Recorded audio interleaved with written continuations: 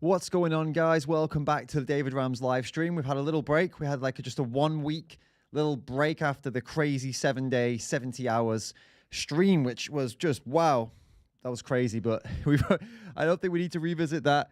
I think we said everything we needed to say back then. Today's a new day and it's a new live stream. So let's talk about what we're going to do today and what I was thinking about today. So first off, I thought let's just jump back in again. Let's catch up. Let's see what you guys are up to. Let's see how everyone's doing. And let's do a Q&A. And today I'd like you to just basically, I'm going to be streaming for some time. And whenever you guys have questions, shoot them over. And I may or may not answer them, basically. This is how we're going to do it. So if they're decent questions and they're not, like, I don't know, invasive or anything like that, I'll probably answer them. But obviously there'll be probably quite a lot of your questions today. So how we're going to do it is I'll get to the ones that I really want to answer, the ones that I see that I think are good for the stream and that are good for everyone to hear and stuff like that. And then if you want your question to be answered and it's not getting answered and you really want it to be answered, all you got to do is use the Streamlabs link, the tip link, and send it through the Streamlabs link, and then basically, because you're helping the channel, I will answer your question. And you can do the same with the YouTube super chat option as well. Those are the ways to 100% guarantee that I'll answer your question. Because like I said, you scratch my back, I scratch your back. You do me a favor by supporting the channel. I'll do you a favor by answering whatever question you've got for me. And that's how we'll roll today. Not only that, though, that's not all we're doing today. That's going to be continuously through today's stream. Just as long as we go on, you guys can ask questions in the live chat, and I'll keep an eye on it, right? That's how we're going to do it today. But I have some stuff I want to react to because I've seen some interesting videos and I've got them in a list here that we can go check out, and I'm definitely interested in getting into them and a little bit pumped to get into them. I've got my chocolate oat milk. I think it's oat milk. I don't know, whatever. It's chocolate plant milk, and I'm ready to go.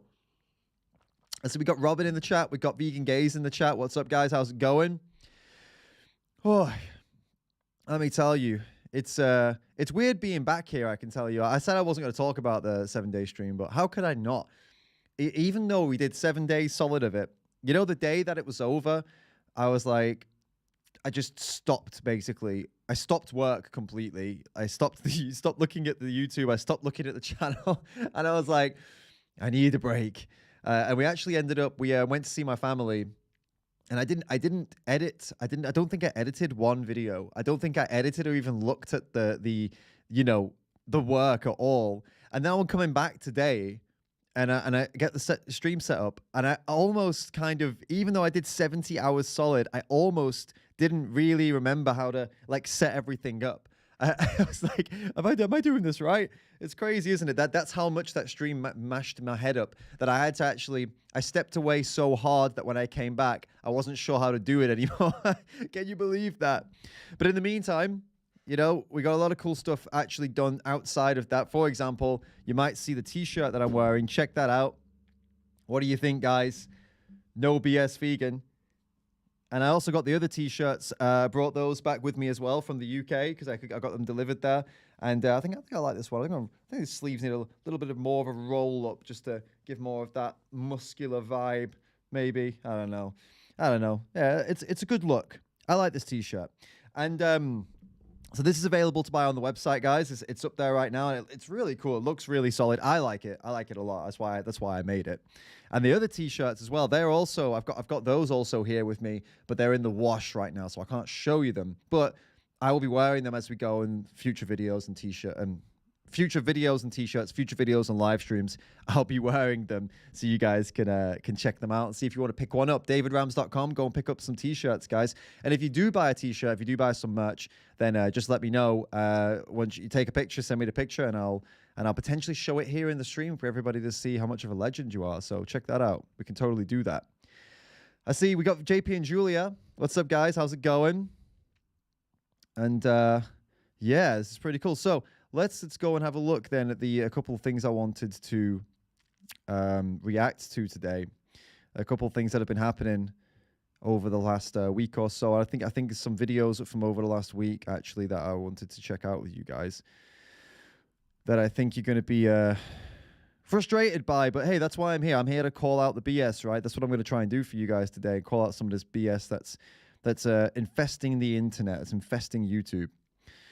Robin says you're wearing my tee, the Nama Stop Hurting Animals tee. That is old school, bro. That is an old school tee, and it's a nice one, right? I like that one. I was a big fan of that one because of obviously I was making videos and I still make videos about religious hypocrites. So I think that tee really does a good job of calling that out. And remember, guys, today is a Q&A. So, I can't give you the A without the Q's. I'm leaving that up to you, yeah? You guys, that's on you guys. So let's take a look then. What have we got? Some of the videos to take a look at today. So I have some of them that you guys suggested actually for me to look at and some of them that I've picked out myself. We've got vegan activists get rude awakening after attempting to block based slaughterhouse truck driver. This is by Black Conservative Perspective. And one of you guys sent me this and said it's just very disappointing coming from this guy, basically. And like he apparently says some really shitty stuff in this video. So we'll watch that. Trolling vegan cooking class on Zoom. I guess we'll see that. Mike the Vegan's got a new study, reviewing a new study on vegan diets for cats and dogs. We'll take a look. We got an ex-vegan that this video and thumbnail just really gave me that journey vibe. So I was like, you know what? Let's just go and watch it and laugh about it because I'm sure it's going to be an absolute joke. Veganism is a diet for the privileged by this Giles Yeo. I don't know who this is. I don't know. I've never seen this channel. It just came up and I thought, okay, let's have a look. Trolling vegans in an illegal protest. I haven't seen that either. I have no idea. And then we've also got the same topic from Matt Walsh, who made a video about the truck driver that just went viral recently. It's weird with the truck driver thing that, the video that's gone viral where the truck driver is running through the activists, that is over 5 years old. And I don't understand how it just suddenly got viral, but it is, and everyone's acting like it's like this brand new thing. I don't know if you guys know, but Regan Russell was someone who was killed by one of those truck drivers doing that. Like, she actually got run over by one of these guys because he did exactly what was in that video. So I find it really strange. And this happened after that video. So now this video has gone viral, and everyone's like making fun and laughing about it. But it's kind of sick when you consider that after that, one of these truck drivers who they do that for fun, did that and killed someone.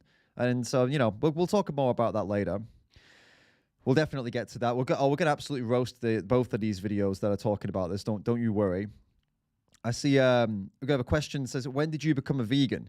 Well, I became a vegan. It was around, I keep saying this number. I don't know exactly but let me tell you the full backstory. I was raised vegetarian because my mum was passionate about animal rights, but she didn't know that the dairy and egg industries were so bad. She was, different time, but she absolutely was against meat and animal testing, and she would take me out to protests and stuff like that against animal testing. So I was raised that way. So when I went vegan, I didn't like stamp it in my calendar or like, oh yeah, tell everybody, oh God, I've gone vegan, guys. Because for me, back then, vegan, vegetarian, nobody knew the difference really, and nobody cared. Like, you could say you were vegetarian or vegan, and people would be like, yeah, if you were vegetarian already, nobody would care if you went vegan. And I didn't care that I was vegan back then. I was like, yeah, okay, I'm just the same as before, right? So I didn't stamp it in my diary or something like that. So, but I know more or less the year. It was basically 13 or so years ago, probably turning 14 years ago. I originally started eating less and less animal products because I felt like they were making me not unhealthy. I didn't feel good eating so many of them. And then I started to question, okay, wait, why am I even eating these things anyway? First, it was cheese and dairy that I was starting to get a bit funny with. I was thinking, I don't want to eat this anymore. And then I looked at eggs and I thought about what they were. And then all of a sudden I had this just disgust of, why am I doing this? Why am I even eating these things to begin with? And then I started to look into everything. And so over the years, the more I learned, the more I realized, wow, okay, not only was this disgusting anyway, it's just a very icky kind of thing to, obviously if you need to survive, you need to survive, but why would you choose to go and do this, milking and taking the egg, eating things coming out of animal? Why? It was just gross. And then I realized, actually, wow, it's not just that it's gross, it's just a disgusting, violent, unethical industry overall. All the animal industries are. And so it just clicked for me over the years, and I learned more and more and more and more. That led me to the point where I'm here now. Basically, that's my vegan story. So fortunate to have a mum that was already switched on to animal rights. You're asking, do I speak Turkish? Robin asks. No, I don't speak Turkish, but I'm on Duolingo. You're all welcome to if you're on Duolingo, you're welcome to try and find me on there and follow, and you can compete with me because I'm pretty on it Duolingo, but I am not a Turkish speaker yet, unfortunately. I can read some stuff, but I'm not quite there yet. But I will be soon. I will be soon. I'm sure I will be soon. Cool. Good questions, guys. Keep them coming. And let's dive into one of these reactions. There's one of these reactions. Let's dive into one of these videos then and react. So we'll save the I'm not vegan anymore video for a bit later on, I think, because let's not start with something that's clearly going to frustrate the hell out of all of us. It's just going to be so annoying. I mean, everything in here is going to be annoying, really, isn't it? Let's be honest. What about so this one's actually quite an old one. I thought it was new, but I haven't seen it before. Let's take a look at this trolling vegan cooking class on Zoom. Then maybe it's by like this. I think it's one of these like big prank accounts. Yeah, 458,000 subscribers. It's by someone called Nicole's Cold, and yeah, it's got a lot of views. It's been posted only 7 days ago. It's got 420,000 views in 7 days and mostly likes. So people seem to like it. All right. You guys want to watch this? I mean, I kind of do, and I also kind of don't. You know what I mean? Because why is it in 10? Why is it in such a small? Because it's going to be. We know it's going to be very annoying, don't we? The best. Right? Oh goodness. All right, let's do it. I wish him all the best. I was having a tough time as well. You do seem to be in twice. Yeah, I was in about 6 times actually. I just couldn't join. Mm-hmm. Yeah, I saw a few JJs join up. Sorry What was about going the on there? disruption. I didn't mean to interrupt It's anyone. all fucking good, JJ. Oh, wordy? I have no idea what's going on, Emily, guys. you're I'm also sorry. free to leave as well. Is this And like? Rachel, you're free to leave. Is Joe the host around here? No, I'm the host. Yeah. Who the fuck are you two? Excuse me? I I miss- was hired on to run the meeting tonight, so you can politely Yeah, f off. no. I have parental I'm controls. If you could be leaving. family friendly, Amy. Thank you. Yeah, everyone, I'm new around here. JJ. Hey, I'm JJ. Okay. Waiting for a few more folk, and I think I'm going to go This get is myself a very weird. beer. No, I might do the same. Make it 3, actually. You know what? Fuck it. Easy on the language. Oh, fuck. Sorry. That one's on me. Alright, now that he's gone, who the f I mean, I think honestly, like, I see stuff like this, and I know kids like it, right? I don't know where the vegan bit's coming, but I know kids like this stuff, and then it just really makes me realize that I feel like young in my head. I feel young at heart, but when I watch these kids, I'm thinking, I'm not young anymore because this just isn't funny. Clearly, I just don't see the humor, but clearly, lots and lots of kids do. So that's when you know it's over. fuck is actually here to learn about this shit, because I'm not. What's cracking? Just getting all this crap set up. That's all good, dude. Hey, we should cuss while he's gone. Yeah, let's cuss up. Carolyn, Zuma. good evening. Hey, Dave. Why didn't I get a good evening? No flirting. So what's been going on? Well, I just had to leave another Zoom meeting about a potential Oh my god, this is just like. I just want to see what are they doing to vegans at any point. Is it here? Are you still here? Am I? Celery, because that's one that tends to scrape Goes. in like the tomato paste is going to make it a really pretty. Wait, I'm confused on that part. We don't cook up steak or anything? Turkey? I was gonna say I'm also pretty confused because I just ordered a bunch of tuna and salmon because you had mentioned gills. We don't do it. It's all plant based. So I whacked a turkey over the head last night for nothing. I killed it for this class. No worries, welcome. They're just like, they're just saying the most dumb things. Like it's the most obvious and most common things you could possibly say if you went to try and troll vegans, and somehow it's making them super famous. Like so far in this video, they've done nothing, like absolutely nothing, that would say they were smart or witty or entertaining in any way. Like, they're completely talentless. And I don't know. I expected something. I thought there are other prank YouTubers that are out there that I've seen, and some of them I haven't liked so much. Some of them I have liked, but they have at least had some kind of talent and something going on. Like, I can see why people sub to them. I can see why they get views. This is entertaining, even though sometimes it's a bit much for me. I get it with some of these troll videos. This feels like just a couple of talentless morons who have somehow hit the big bucks by appealing most likely to kids that haven't fully developed their sense of humor yet. So they just clapping like, oh, oh, oh, at like anything on the internet that's moving quickly. And it's the most basic, it's just the most basic stuff for the most basic viewer. You know what I'm saying? But it seems to be, I mean, what can I say? You know, I can't comment really, because look at it works unless they're paying for advertisement, which is a possibility. They're paying to advertise their videos. Unless they're doing that, it's clearly working for them.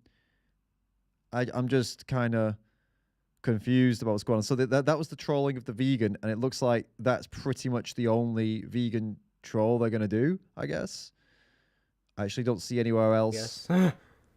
Where'd Joe go? It's odd. Must have lagged out. Chicken. Whoa. I don't mean to interrupt this video, but I'm gonna interrupt this video. 79% of you guys. Oh my gosh. Games Should I have would understand. wheels? No, we don't do wheels out here either. Yeah, I don't know. I don't think it's. Oh, I think anything. I might know what you're talking about. Yeah, that's just a complete waste of time. I'm watching any more of that shit. Questions from you guys. Let's have a look. So, I apologize. I mean, I thought it was going to be like some kind of triggering thing that was going to get us all riled up, and I was going to be able to debunk them and call, you know, but they didn't. There was nothing to it. It was just, I don't know what it was. It was a waste of time is what it was. These children remind me of the Dominion comment section. No injustice lasts forever says, yeah, I've got to agree. It's the same energy, isn't it? Well, it's definitely the same level of intellect. That's for sure. Good comment. It's Raisley. I'm much better at triggering vegans than they are. You are. Sometimes I've read some of your comments on here before, and before I realize it's you, or when I'm reading the comment, I'm thinking, that's a really annoying comment, and then I realize it's you, and I'm like, oh, okay, no, it's fine, no worries. You're a good troll for sure. Yeah, this is like 16-year-old kids. Are you taking reaction requests? Sure. If the requests are relevant, then yeah, why not? We can do that as long as they're relevant to animal rights, veganism. I don't want to just watch random silly things, you know. Like, give me something relevant, something that something the viewers are going to enjoy, and that's relevant to why we're here. Which, you know, we're all here to have a good time, but also we do want to try and get some good, solid vegan messages out there as well. And for any non-vegans that may or may not end up on the video, we want to make some shareable stuff for them too, don't we? So try and achieve many things at once. But yeah, that was rough. When did you get your first tattoo? I can't pronounce your name, otherwise I'll put you up on the. I'll put I'll put the question up on the screen. Is it up? Yeah. When I got my first tattoo, I think I was 17. I got a little D for David on my arm. It was there. It used to be here. I don't know if you can see or not. Not really. It used to be here. D for David, it used to say. And then I got it covered up because it was really lame. It was lame. But it was nice for my first one. See, my second one was actually across my stomach, which I found out after getting it, that the stomach is often voted as people say the most painful place to get a tattoo. And I found that out after I'd gone through it, and I can tell you it was painful. It was horrendous.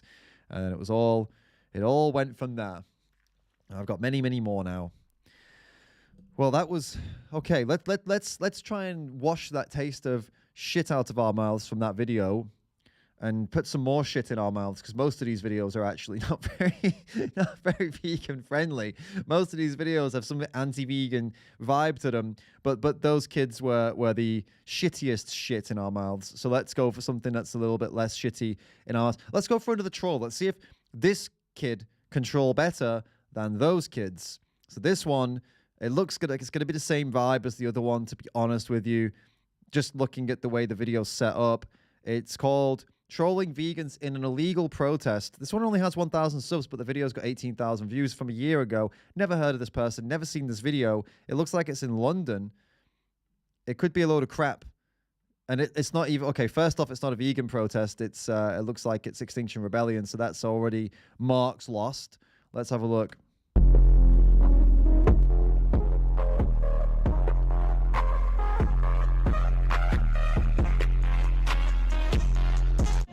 I love you. Oh goodness, what's going on now? Boobies. Where to find the milfy bundalangas? No mothers. Yeah. That's the code. No mothers. It's another one of these. Pre my man's ashy. Hold on, gangster mode. Hold on. All right, that's enough of that. This kid's a moron. What is this? Is this YouTube now? Is this prank YouTube now? Is this all they do?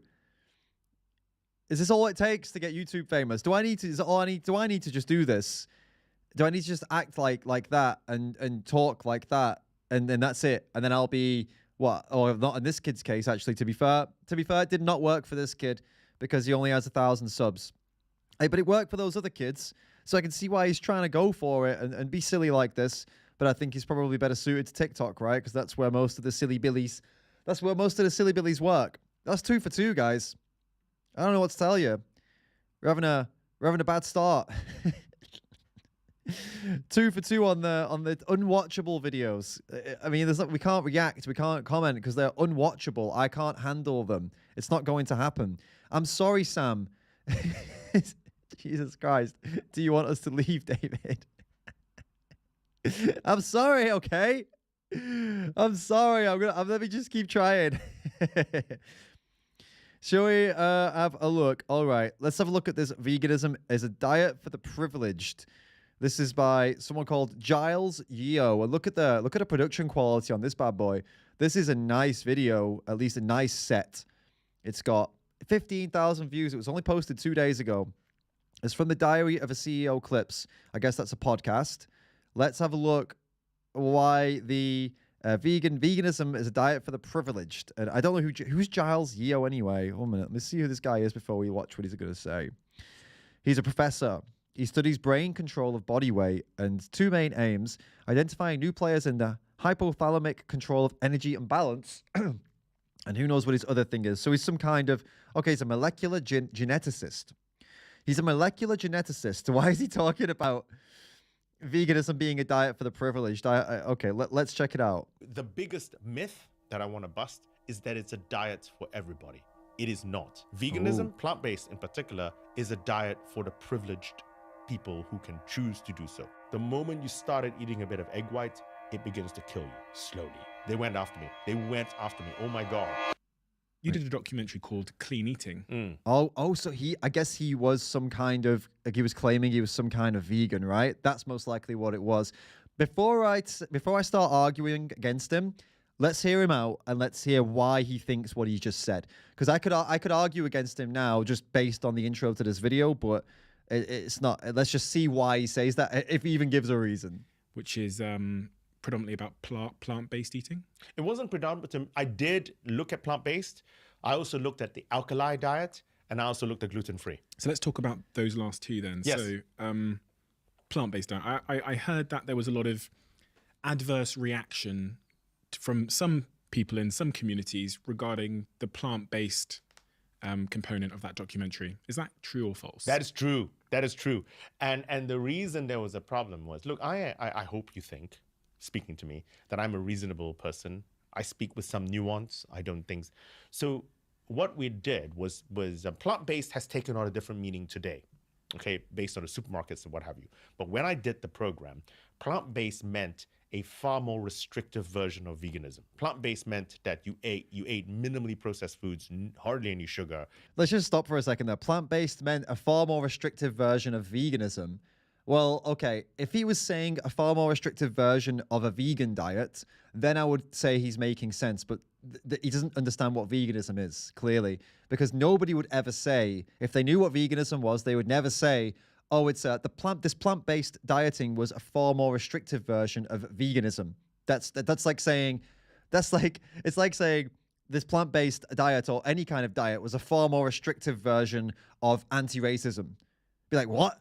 That doesn't make any sense. Anti-racism has nothing to do with it's a stance. It's an ethical stance. It can input on what you eat. You can choose to buy or not buy things, but it itself is not directly and only concerned with what you eat. It's a position that you hold. It's veganism is a stance against animal abuse, right? And that's what we know. We know that's what it is. So to reference it as if he basically referred to veganism as a diet, and so we already know that which world he's operating in, right?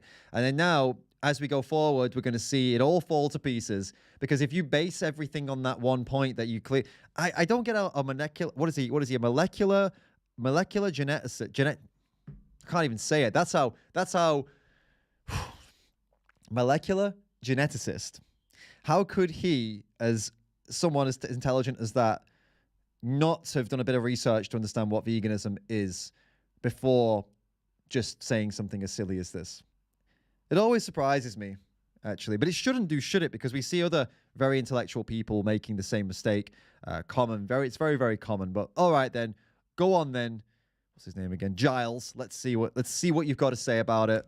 And you ate whole foods only. It's fine. It's a perfectly healthy diet as long as you take the right supplements. So he's talking about the whole food plant-based diet, and he's saying that back when he started making some book or documentary, that plant-based meant whole food plant-based, which I'm not convinced it ever did. I think we've always said whole food plant-based all the way back from documentaries like What the Health. They weren't just talking plant-based. They always said whole food plant-based, right? So I don't know where he's getting that from. The problem is the plant-based, people become vegan or plant-based for many different reasons: ethical reasons, environmental reasons, and health. Okay. Yes, but no, because he said vegan and plant-based interchangeably. People go plant-based for many different reasons. That's true. That's 100% true. They do. Some people go plant-based for health. They go plant-based for the planet. They go plant-based for animals. But veganism does not concern itself with your health at all. And you can try to connect veganism with environmentalism, because you can say, like, indirectly your actions that harm the environment, harm the animals, etc., etc.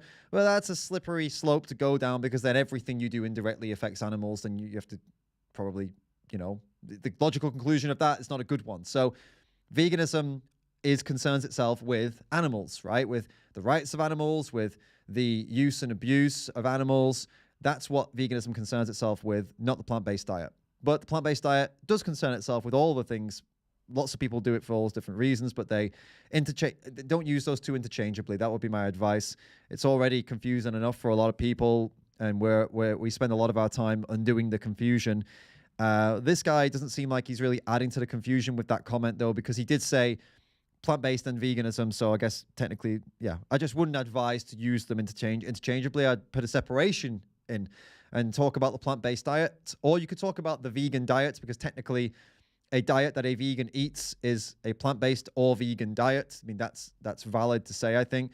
I can't imagine there would be a plant-based diet that wasn't vegan, because plant-based by definition is vegan. Some people are trying to bend that and say honey is plant-based, but I don't know what plant honey comes from, right? So you see, if it's plant-based, it should be vegan. And I can't actually think off the top of my head of anything that would be plant-based but not vegan, even though some places have been trying to do that. Like I've seen items that have been labeled plant-based that have had honey in them, for example. And you stand there and you're thinking, how is that getting the plant-based label? It's very strange. All three, or a mix of the three. The one issue I took with the plant-based community in that program is that they believed that there was no safe dose of animal protein, okay?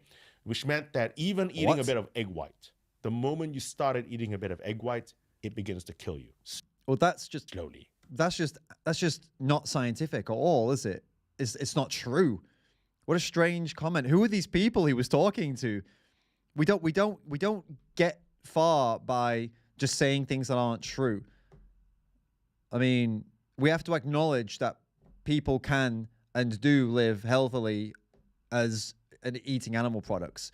That's why the health argument is not strong, because yes, you can be healthier, but you also could be just as healthy without being vegan and eating plant-based, right? So it's a weak argument.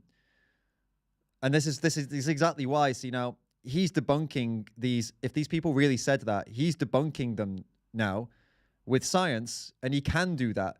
But that's why we need to stick to the ethics and why we need to talk about animals, because what are you going to debunk the fact that an animal gets stabbed in the throat? No, you can't debunk it because it happens. It is not you cannot contest it. It happens. Animals are killed. They lose their lives horrifically, right? And there's no way around it. If you want animal products, this is how it's going. They're used, abused, and killed. That's how it is. End of story. So that's absolutely the number one, 100% reason that you should bring up in any discussion about veganism as to why to go vegan. Not try and tell people that even one piece of egg is going to make you sick, because it's just that, well, A, it's just not true, and B, it's very easy for people to argue back against it because it's not true. Because I says that's the most ridiculous thing I've ever heard in my life, and it doesn't support the science doesn't support it. We eat too much meat. The science does support that, okay? But eggs. How do you deal with Reek? Reek, thank you for the question, ma'am. How do you deal with that annoying argument? If you were eating plant products, you were killing plants. It's not an argument. Yes, I am killing plants if I eat plant products. I've got no issue with that whatsoever. Why would anyone have an issue with that? Why would you have an issue with that? Like, what specifically is the problem? That's what I would ask the person. Like, what problem do you have with that? Well, they usually say something like, well, it's killing. But it's killing though, isn't it? Okay. What is it killing? Life. It is. Okay, it's alive. What kind of life are we talking about?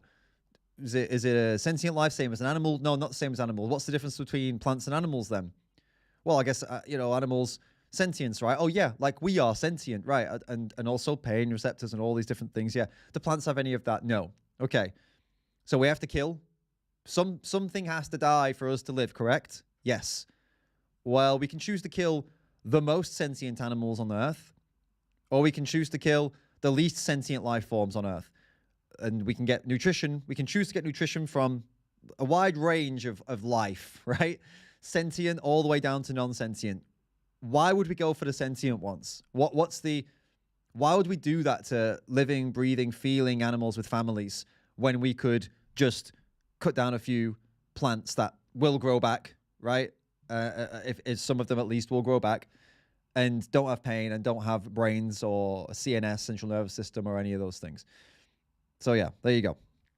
Thanks for the question, Reek. Hopefully that answers it. But ultimately, I would just advise that most people know the answer to the question. They ask the question innocently enough, but when you push back, you don't need to give them an answer. You can actually just say, well, why do you think it's a problem to kill plants? Or why do you think that vegans are happy to kill plants but not animals? What do you think the difference is? And they'll come out with it because they're not silly, all right? They're not silly. Most people know. But thank you for the question. Hopefully that helps you, mate. Keep the questions coming, guys. I'll switch over here and answer a couple of your questions. Luke saying, why are so many animal abusers also tree huggers? What do you mean, like hippies? Oh, because they believe in, if you're talking about hippies, it's because they believe in the whole energies going into the earth and out of the earth and blah, blah, blah, hippy-dippy mumbo-jumbo bullshit that allows them to eat animals without feeling guilty because they think it's all just energy passes to me and I pass the energy on and blah, blah, blah. So it's just absolute, complete mumbo-jumbo nonsense. They'll use, hippies are the worst hypocrites out there, hippie-crits, honestly. If that's what you're getting at, yeah. Super annoying. All right. Here we go then. We're jumping back in here. Okay, people then you're calling vegetarians they're killing themselves because they're eating eggs or something. That was what I took them up on. And they thought that because I was challenging, I says there is a safe dose of animal protein. We do need to eat less meat. They went after me. They went after me. Oh my God. It was amazing. In fact, the program has probably gone around the world probably 4 or 5 times. And the reason why I know is because every time it pops up in a new, the BBC doesn't tell me.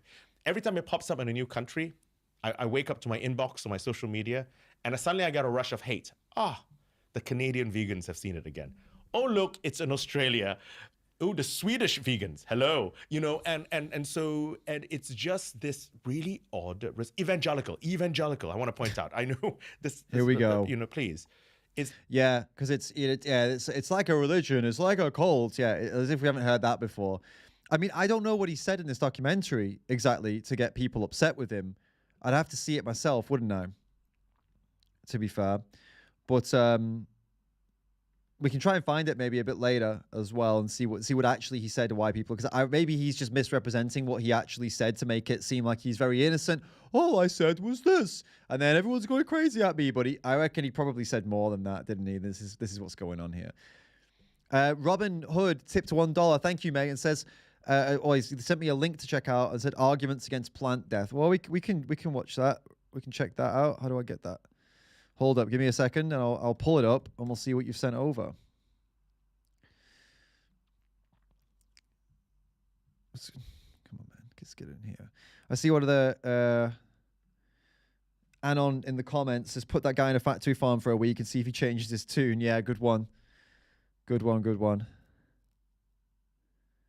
Percival Blake, and he says, there is a safe dose of alcohol, a safe dose of heroin. There used to be a safe daily limit of cigarettes, but it's a whole lot easier to just quit. It's a good point. Yeah, it's a good point. People would get super triggered by you comparing eating meat to heroin, though. Are you trying to say that it's the same? Don't we just know that's how it would be? That's how they always... We know that's not what you're saying, but that's what these people tend to go for. It's very funny. Are you trying to say it's the same? All right, the video you sent me is arguments against plant death, and it's by... Is it by you? Is it your video? You self-plugged. How dare you? All right, what are we looking at here? You plugged yourself. Then run away from danger. But trees and plants cannot run away from danger, so they have no point to evolve to feel pain whatsoever. Cool. So yeah, like fruits wants to be eaten, so eat fruits. This is you, Robin. Next point is more about crop death and also about plant deaths, because apparently vegan kill all the plants. But most harvest are going to feed the animals that you feed. Yep, that's true. Yeah, more plants are killed to feed the animals that you eat. So going vegan would save more plants. Cool. We'll stop there, Robin. I appreciate you putting this on our radar. Guys, if you want to go watch the rest of that, I didn't even know this is your channel, I guess. I didn't know you had the channel on here. It's not the same as your name here, is it? In the chat. But anyway, if you want to go and watch the rest of that video, Arguments Against Plant Death, Robin Jean Legros. Thank you for the suggestion, mate, and a couple of arguments there. And I appreciate that. Let's jump back into this and let's continue to debunk this Dr. Evil looking numpty. Oh, we do have a tip from Brandon as well. Tip $3 and says, a close friend of mine won't accept my encouragement to go vegan because I buy tech products, some of which may be causing harm to factory workers. I don't have the right to preach the non-violence of veganism. What would you say to them? Oh, man. The lengths people go to, it's just phenomenal. All right. Okay. Because your tech products, some of your tech products could cause harm to factory workers, you shouldn't try to get people to not harm animals. All right. So, are there any of these factory workers being hung upside down and having their throats cut? No. Are any of these factory workers having their children taken away from them? Possibly, but not because they're being forced into a factory. And so the answer would be no. Are any of these people getting regularly, is the point of their job to abuse them? No. Do they choose to do the job? Yes. Do they get paid to do the job? Yes. Is it a lot of money? Sometimes no. Okay. But they get some money. Yes, they do. Otherwise, it's illegal. It's illegal and it's slave labor, or it's something else, right? It's some kind of coercion or something. Okay, fine. So they have rights. Is that what we're trying to... Yes, they have rights. Not very good rights sometimes. Not the same rights as some other people in the world, but they have rights. Okay. Do the animals have any right against abuse when they're in that position? Well, apparently yes, but apparently also within the laws around their rights, it is legal and perfectly acceptable to actually shoot them in the head and cut their throats. So not really. So, you know, people say, oh, but you shouldn't compare. You shouldn't compare. What's worse?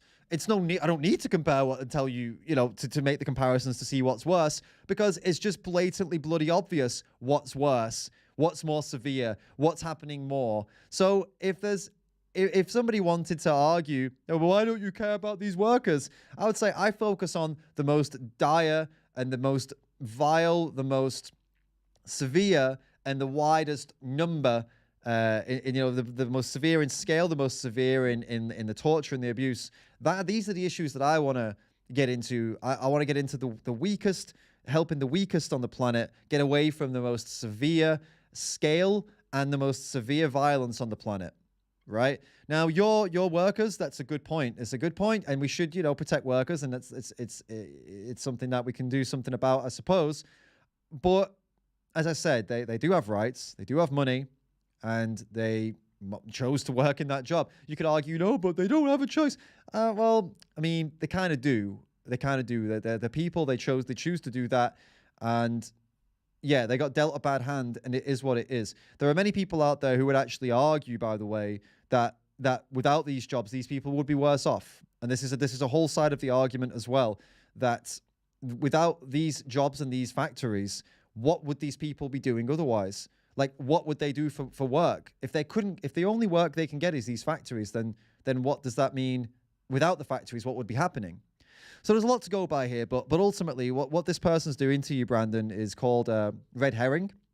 They hear what you say, they don't like what you say, and therefore they try and call you out and catch you out, when ultimately, mate, they are absolutely buying the same tech products that you buy, and you can guarantee that multiple things they purchase are coming from the same places, from the same people that have to work in these conditions that they're having a go at you about. So, okay, that was more of a rant and advice about what to say to them and what I would say to them. What I would say to them, if somebody said that to me personally, the tech, blah, blah, blah, I would just simply say, yeah, if you want to tell me something about tech that I can change, yeah, give me the advice, go for it. Maybe after this conversation, though, because I want to focus on what we're talking about now, animals. But after this conversation about animals, how about I'll give you another 5-10 minutes, and you can outreach me about these workers that you know a lot about, and you can tell me how I can change that. Sounds fair? That's what I would say. Something like that. I hope that helps you, mate. I think that's how I would go about it. Because we all know they don't actually know a thing about what they're talking about. You know what I mean? So we would come to it and they wouldn't have a clue. So DJ Lionel, thank you so much for the tip, mate. It says vegan for the animals. Legendary. Thank you. Thank you. Yeah, the questions are rolling in now, guys.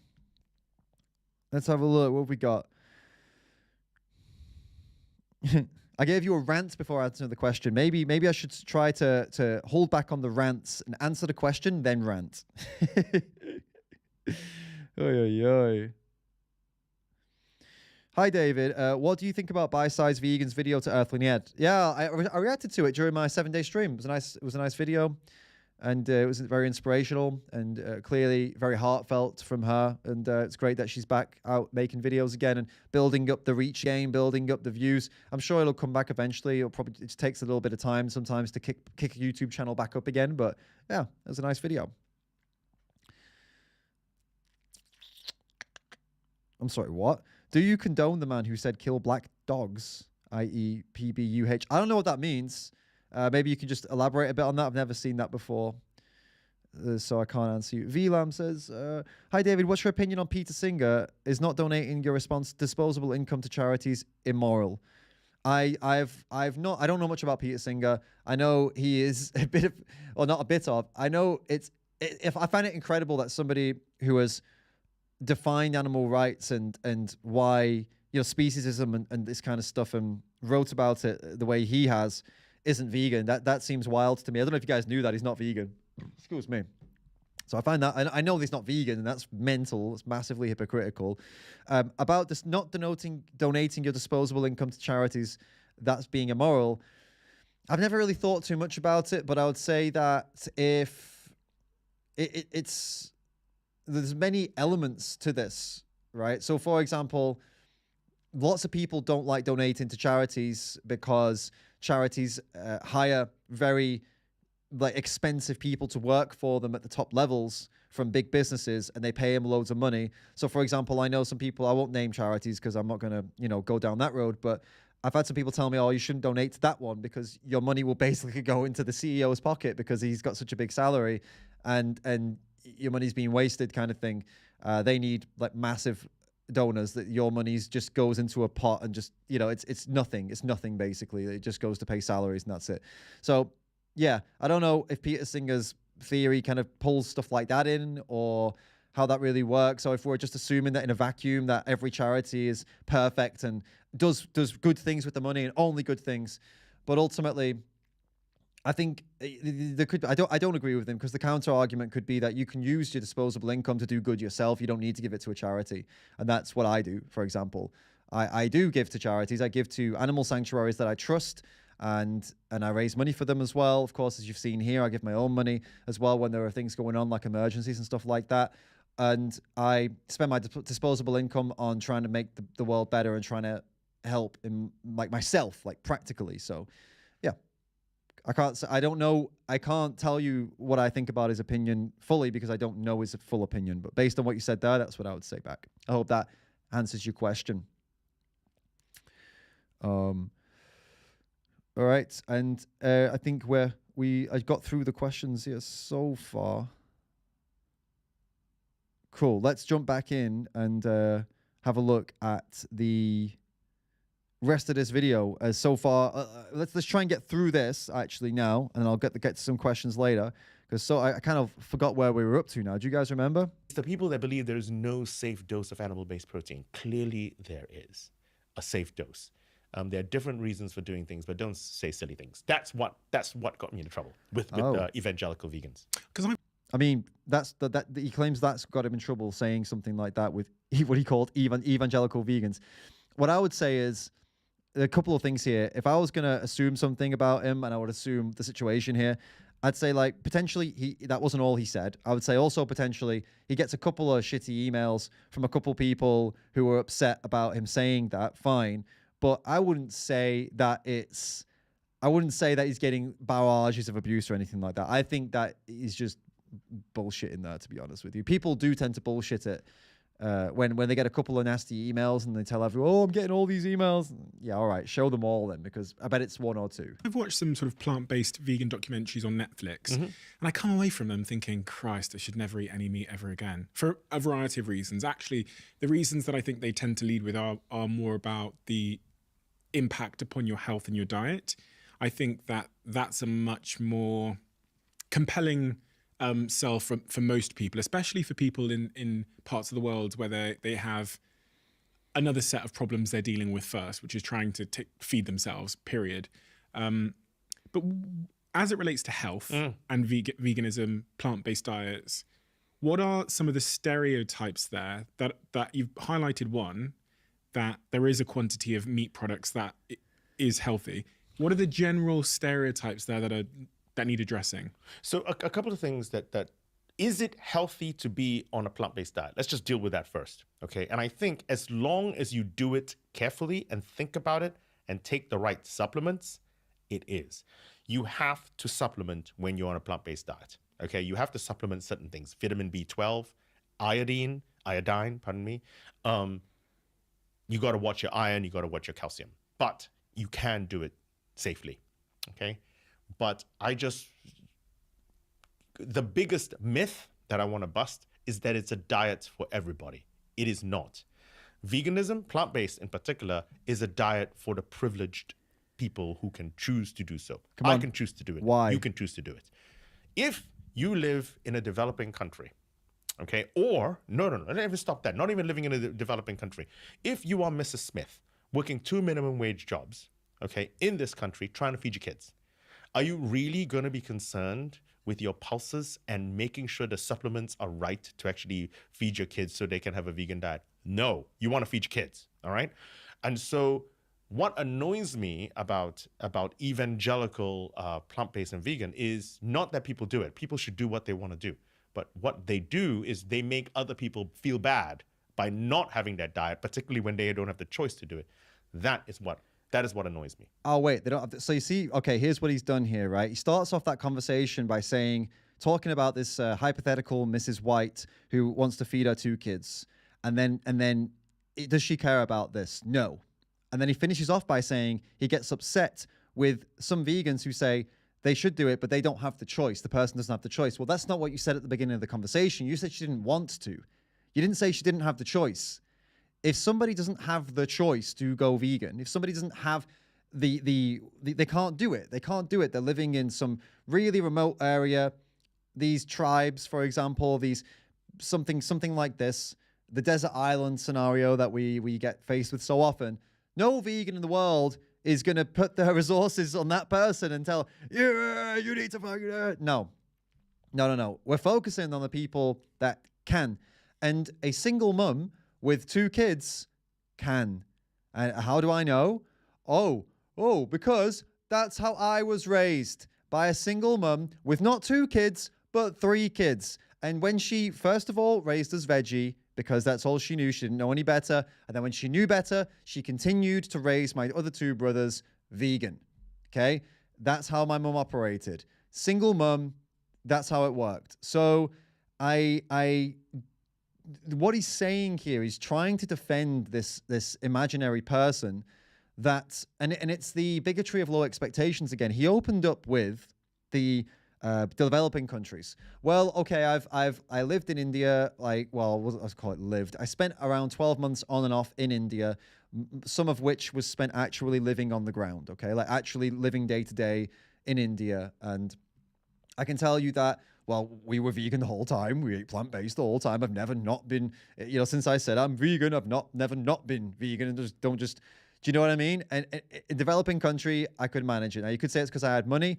Fine, whatever. But there were vegans there who didn't have money. There were plant-based people there who didn't have money. And actually, when I calculated it out, which I did calculate it out, B12, for example, cost per, I don't know, unit, I can't remember, I did some calculations. The amount of B12 that you would get from animal products versus the amount you get from a supplement, and the prices of animal products and the prices of supplements in India, it's cheaper to get the supplements. I worked that out. You can buy the supplements and it's cheaper to do it that way per gram of B12 or microgram, whatever it was. Can't remember. I did it a long time ago. We're talking back in 2020. I did this, like 2019, 2020, something like that. So my point here is, in his own hypothetical, he shifted the goalposts at the beginning by saying a single mum might not want to saying she doesn't have the choice. Look, if the message is, as long as you have 2 kids and you're a single parent, you can kill animals for snacks. That doesn't feel, it's not a very good message. And I don't think a lot of parents out there who are empathetic and caring people, I don't think they would like to agree with that message either. It undermines the people out there, the single mums out there in his case, who are actually nice, good people who care about animals, who are vegan right now, or the ones who aren't vegan, but who would listen to him speaking on their behalf and say, hey, don't talk about me like I'm some uncaring asshole just because I'm a single mum who has 2 kids and has jobs. I want to be good for animals too. It's the mistake people like this and lots of people make, where they create these examples of people who they think wouldn't care about animals. These people wouldn't care, and it's just like a disgusting tactic. They what is it called? Leverage them. They leverage poor people to justify a shitty point they want to make about veganism. It's so common, so common. I see. You guys are asking some questions here. Who's this guy? I'll tell you. This guy is called Giles Yeo. Is some molecular geneticist. That's who he is. He's just in this video here, this podcast. That's who we're reacting to right now. I saw earlier somebody asked why was I in India. I was working in India for an animal rights organization, and then we got stuck there when the lockdown started, basically. So I was there for quite a long time. All right. Let's jump back in. I've seen some videos on social media, we've probably all seen them, of certain activist groups that want people to stop eating animal products, going into supermarkets and taking the lid off the milk and just pouring it all over the floor in protest. If you were sat with one of those people that goes into supermarkets, pours milk on the floor and goes into the meat section and does whatever, and they came to you and they said, what should we be doing instead, in your perspective, why are you to move people away from animal products for moral or environmental reasons, whatever it might be? What would be a better strategy based on what you believe and what you've studied? We do not need we need to move the curve. We do not need everyone to be vegan. We don't. There are going to be people who are vegan, and that's perfectly fine. I want to stress, I am not anti-vegan in the slightest. Okay, who's we? We do not need all people to be vegan. Who's we? Who are we talking about here? Because I can tell you there's quite a sizable group that is a part of our society that would definitely agree with you. And if we include those in we, then we do need everyone to be vegan. And that group, as you might have guessed, is animals, because they are a part of our society and they should be included when we say the word we. What do we need? And then, yes, we do need that, because they need to not be put in gas chambers. They need to not be put in machines that lift them up, and throat slicing machines. They need an end to all of this. So I don't know where he's going with this. But what we need as a world is for everyone to eat 10 to 20% less meat today. Oh, so it's an environmental thing, even though the other guy said moral. Well, that is achievable. Don't eat meat at lunch. Don't eat meat on Fridays, whatever it is. Don't eat meat once a week. We need to eat 10 to 20% less meat and less meat products. Why? For two different reasons. That the environmental impact would be enormous. Beyond anything, the environmental impact would be enormous. And that would help the environment. That's the first thing. It's interesting. So COP26, I think, was just finished, and COP27 is the people were talking about sustainable farming. People were clearly talking about fossil fuels. All of these need to talk about.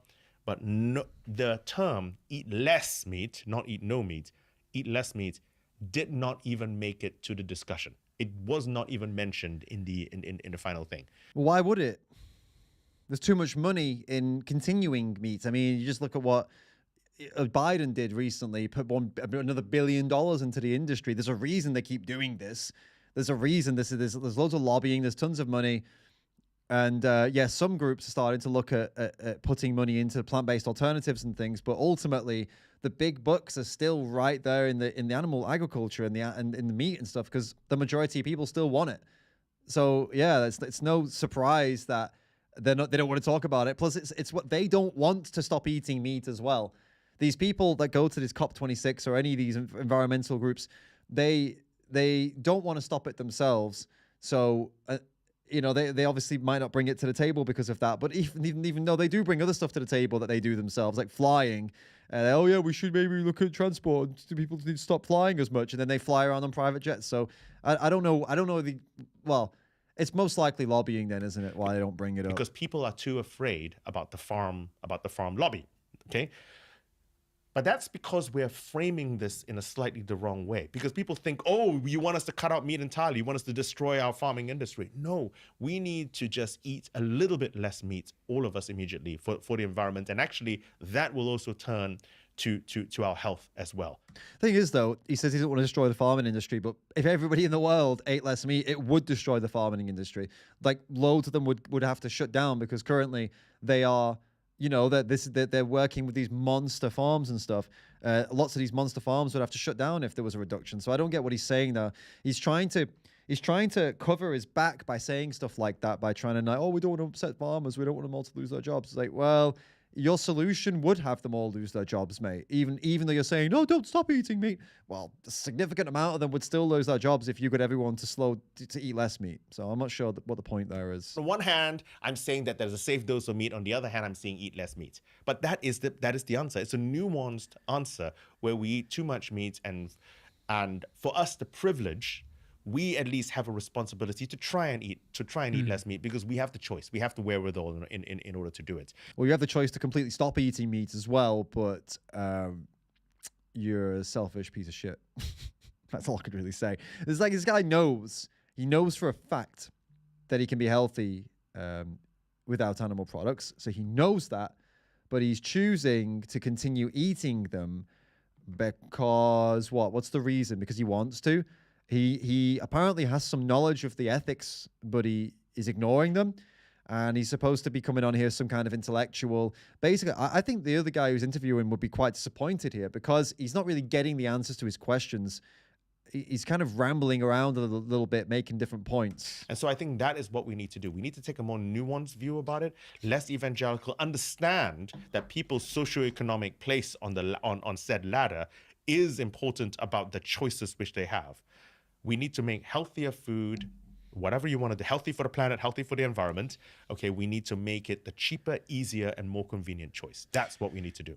Interesting. The healthier, cheaper, and a more convenient choice. Almost like there are lots of plant-based products in supermarkets that people can buy and have been around for, I don't even know how many years. Like the pulses, like you was talking about earlier. Are they healthy? Yeah. Are they good for the environment? Well, yeah. Vegetables and all these different local things. Yeah, cool. They're low impact. Fruits and vegetables and legumes and all this stuff. And are they convenient? Okay, they're a little bit less convenient if you're eating them that way, if you're just buying them at the shop. But can you make it convenient? Is it possible? If you want to eat really, really like that, is it possible to make everything yourself? Could you do it? Could you fit it in with a lifestyle? Yeah, you totally could. I think most people absolutely could. So what exactly is the point of this whole nonsense? It was very silly, wasn't it? He never really dug in on the privilege thing, because I guess he couldn't ultimately. It was just a bigotry of low expectations. That's all he did. It's just acted with bigotry of low expectations. And of course, everyone in the comments is going to agree. You know, the fact that you have to supplement a vegan diet is very telling to me. Also, okay, I love this, by the way, this idea that supplements bad.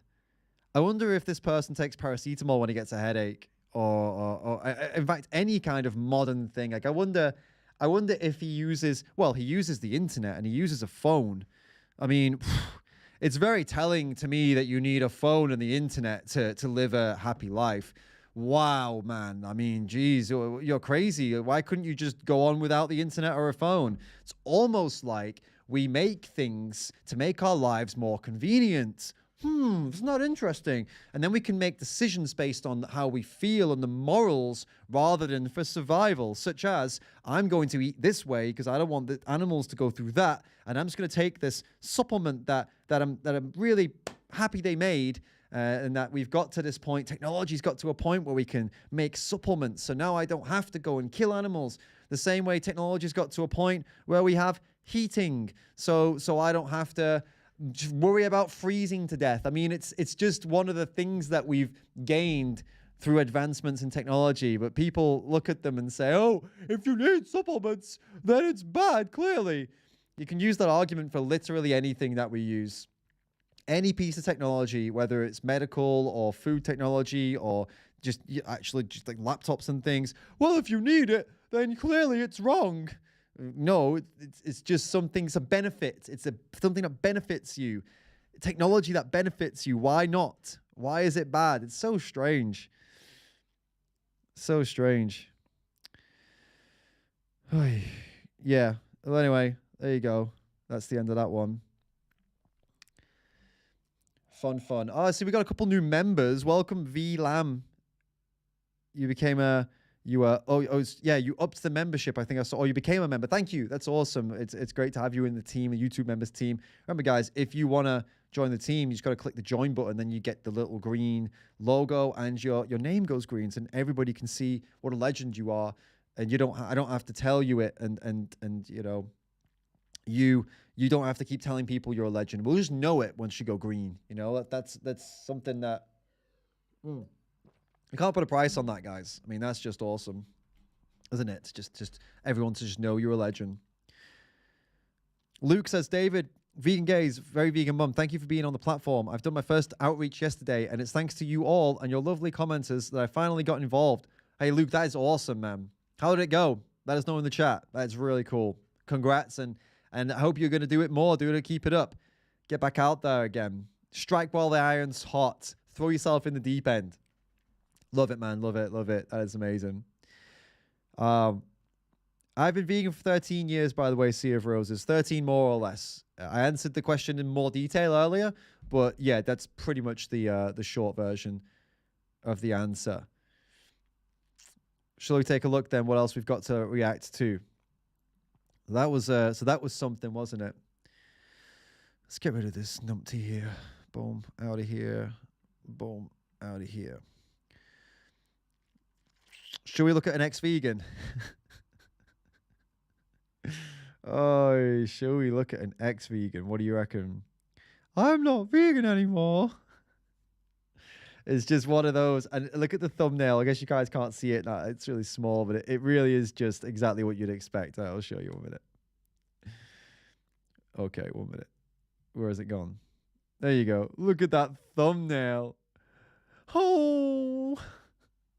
Oh. It just needs to be black and white, doesn't it? That's all we're missing here. Why is it in color? Disappointing. All right.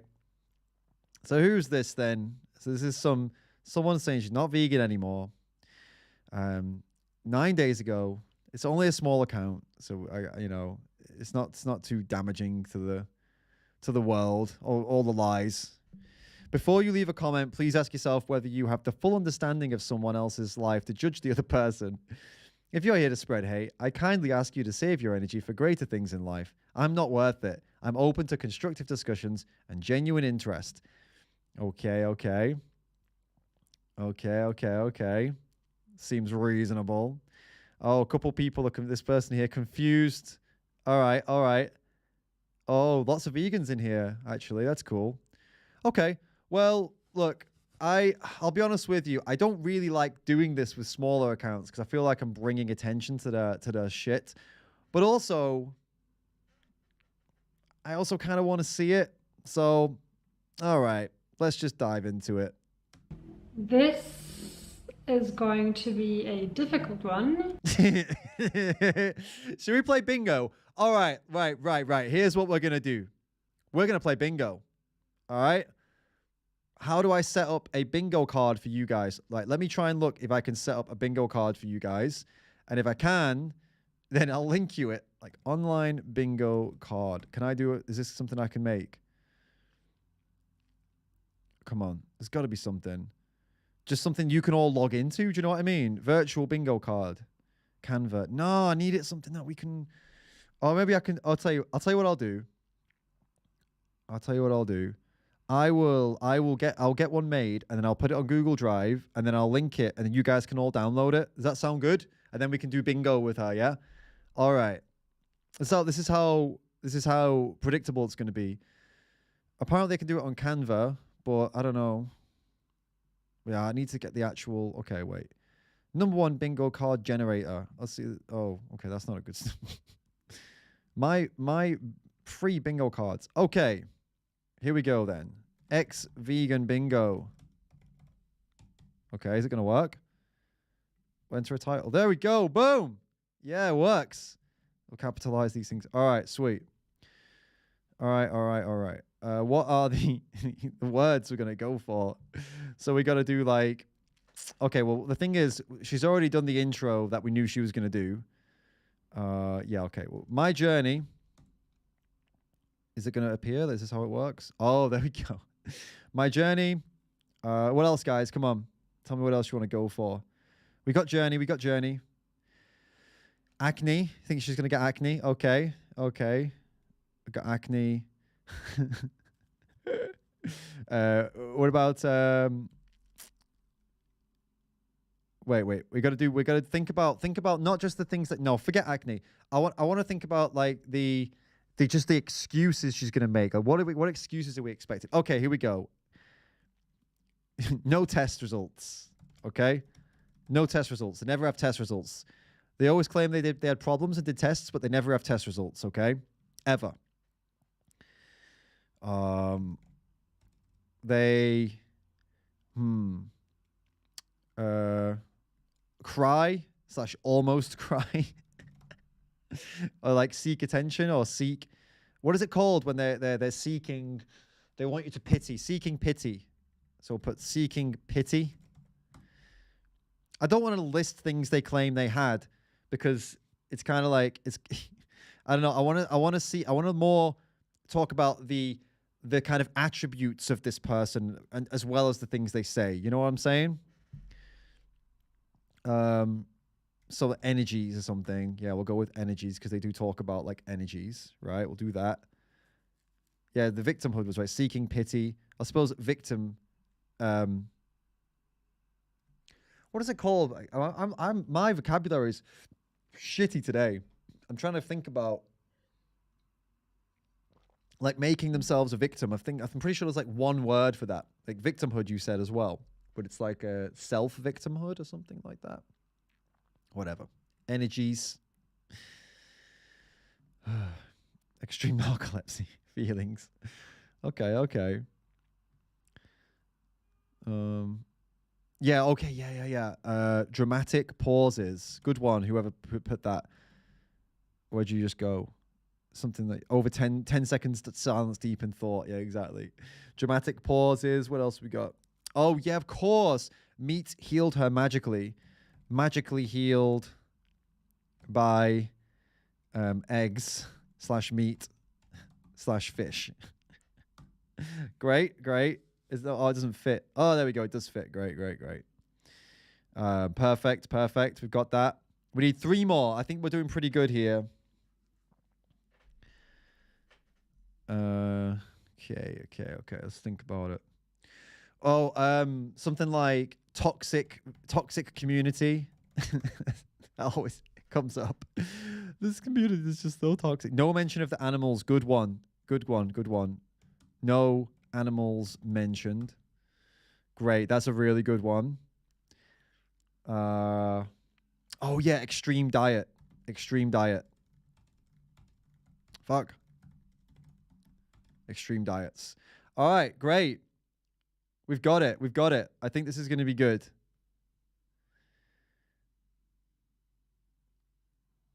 Wait, yeah. Victim mentality. That's what I was looking for. Fuck yeah, I remembered it. Victim mentality. Great. Victim mentality. Like, she's the victim. I love that stuff. It's so funny. Okay, we don't want stars and stripes here. Let's go for something else. Vintage style. That's a good one. What about corporate? No. Classic? I mean, that's kind of black. The black one looks pretty cool, to be fair. Yeah, can we do more than 9? I wonder if I can do more than 9. I don't know. No, apparently I can only do 9. That's all right for now. Come on, guys. We'll go with that. Let's do historic. Oh, I kind of liked the vintage one. Although, okay, let's go for classic maybe, just because it's just fun. Let's do the classic one. Grid size. Oh, I can do it bigger. Hey, all right. Do we have any more? 1, 2, 3, 4, 5, 6, 7 more. Okay, well, we'll do 7 more. Okay, let's do 7 more. All right. First non-vegan food, fish or eggs. We got that one here. Magically healed by eggs, meat, or fish. That's coming. Don't worry. Okay, what else we got? So we got more now. So live, laugh, love vibes on the vintage. Yeah. You like the live, laugh, love vibes?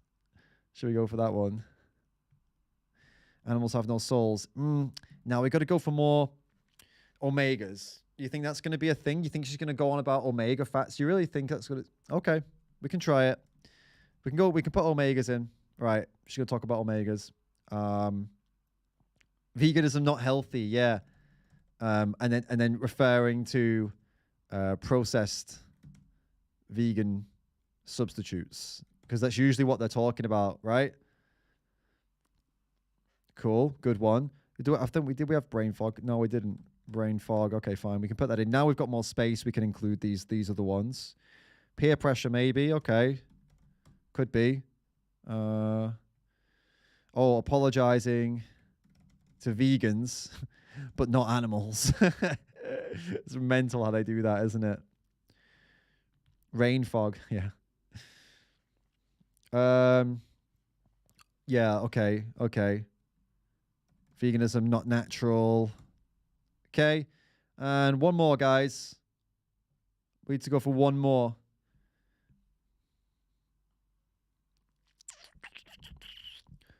Crying.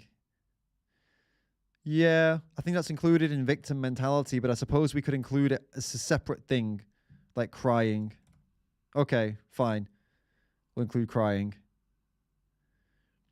All right, there we go then. It's ready to go. We're going to go with this style. I hope now that this actually works, you know, doesn't try and charge me money. No, I don't need like... No! Don't you do this to me. Oh, no, wait. Okay, okay, hold up, hold up. This is like to order them. It's not to... Is it to order 30 cards for free? Is it like, what does it mean? 30 bingo, your bingo game manager will open a new tab where you can invite players to a virtual game. Call your bingo game and verify winners. Get 30 bingo cards in PDF format to print. I don't... What? The free bingo game manager and 30 free virtual bingo cards do not expire, so you can play your game in advance and come back to it later. So does that mean only 30 of you can join? Is that what it means? I don't get it. Let's go. Let's see what happens. And there's a link. Oh, like what we'll do is I've got a screenshot of it. I'm just gonna use that, and you guys can all get it. All right? Because I don't know if this like website. I don't get it. It doesn't make any sense to me. Unless I can get it. Oh, okay. I've got it in a pretty big format now. All right, sweet. So I'm gonna put this up on Google Drive, guys, and then it's all for you to go and grab it yourselves, and then we'll do the bingos. Oh, and I can load it up here. That's very cool. This is very cool. Okay, yeah, this is gonna be cool, guys. Bear with me, like just for like 30 seconds, and I will have it ready for you at a set in 30 seconds. And we'll get into it. Some bingo time. All right. Here we go. Now you're gonna have to come up with your own method of marking it, right? You know, I'm gonna give it you digitally, but you're gonna have to figure out how to mark it down yourself. Maybe you could just write it down when you get them, or you could just write them down on paper if you wanted to. But I'm gonna send you the link now, and you can all have it. You can all get this. There we go. Here we go, guys, in the chat. Boom. That's the Google Drive link. So you can use that now. And what I'll do here is I'm going to load this up, keep this loaded up here. And I'm going to click them as she says them so we can kind of play along as well. But actually, wait a minute. But we'll all have this. The point of bingo is we all have it different, right? All right. Well, it's... I didn't think about the randomizing thing. Oh, man. Look, guys, all we're going to be able to do here is play along together. We all have the same card, okay? We all have the same card, and we're just going to play along like that. That's how we're going to have to do it. Well, I can't randomize them. There's actually 50 of you in here. We're not just gonna leave some of you out, you know, to play this. So we're just gonna go for it on the same card, okay? It's all good. It's all good. It's still fun. So let's dive in. Start from the beginning. See what we've got. All right. Actually, I'm gonna need to load this bingo card in a separate thing so I can keep an eye on it. Hold up. Because I can't see it if we're all watching this together. Okay. Cool. I think we're good to go. All right. Let's see then. Let's see if we can get bingo. This is going to be a difficult one. Don't know how to start. Don't know where to start. I've been procrastinating. You know what's really funny is let me show you something, guys. Oh my god.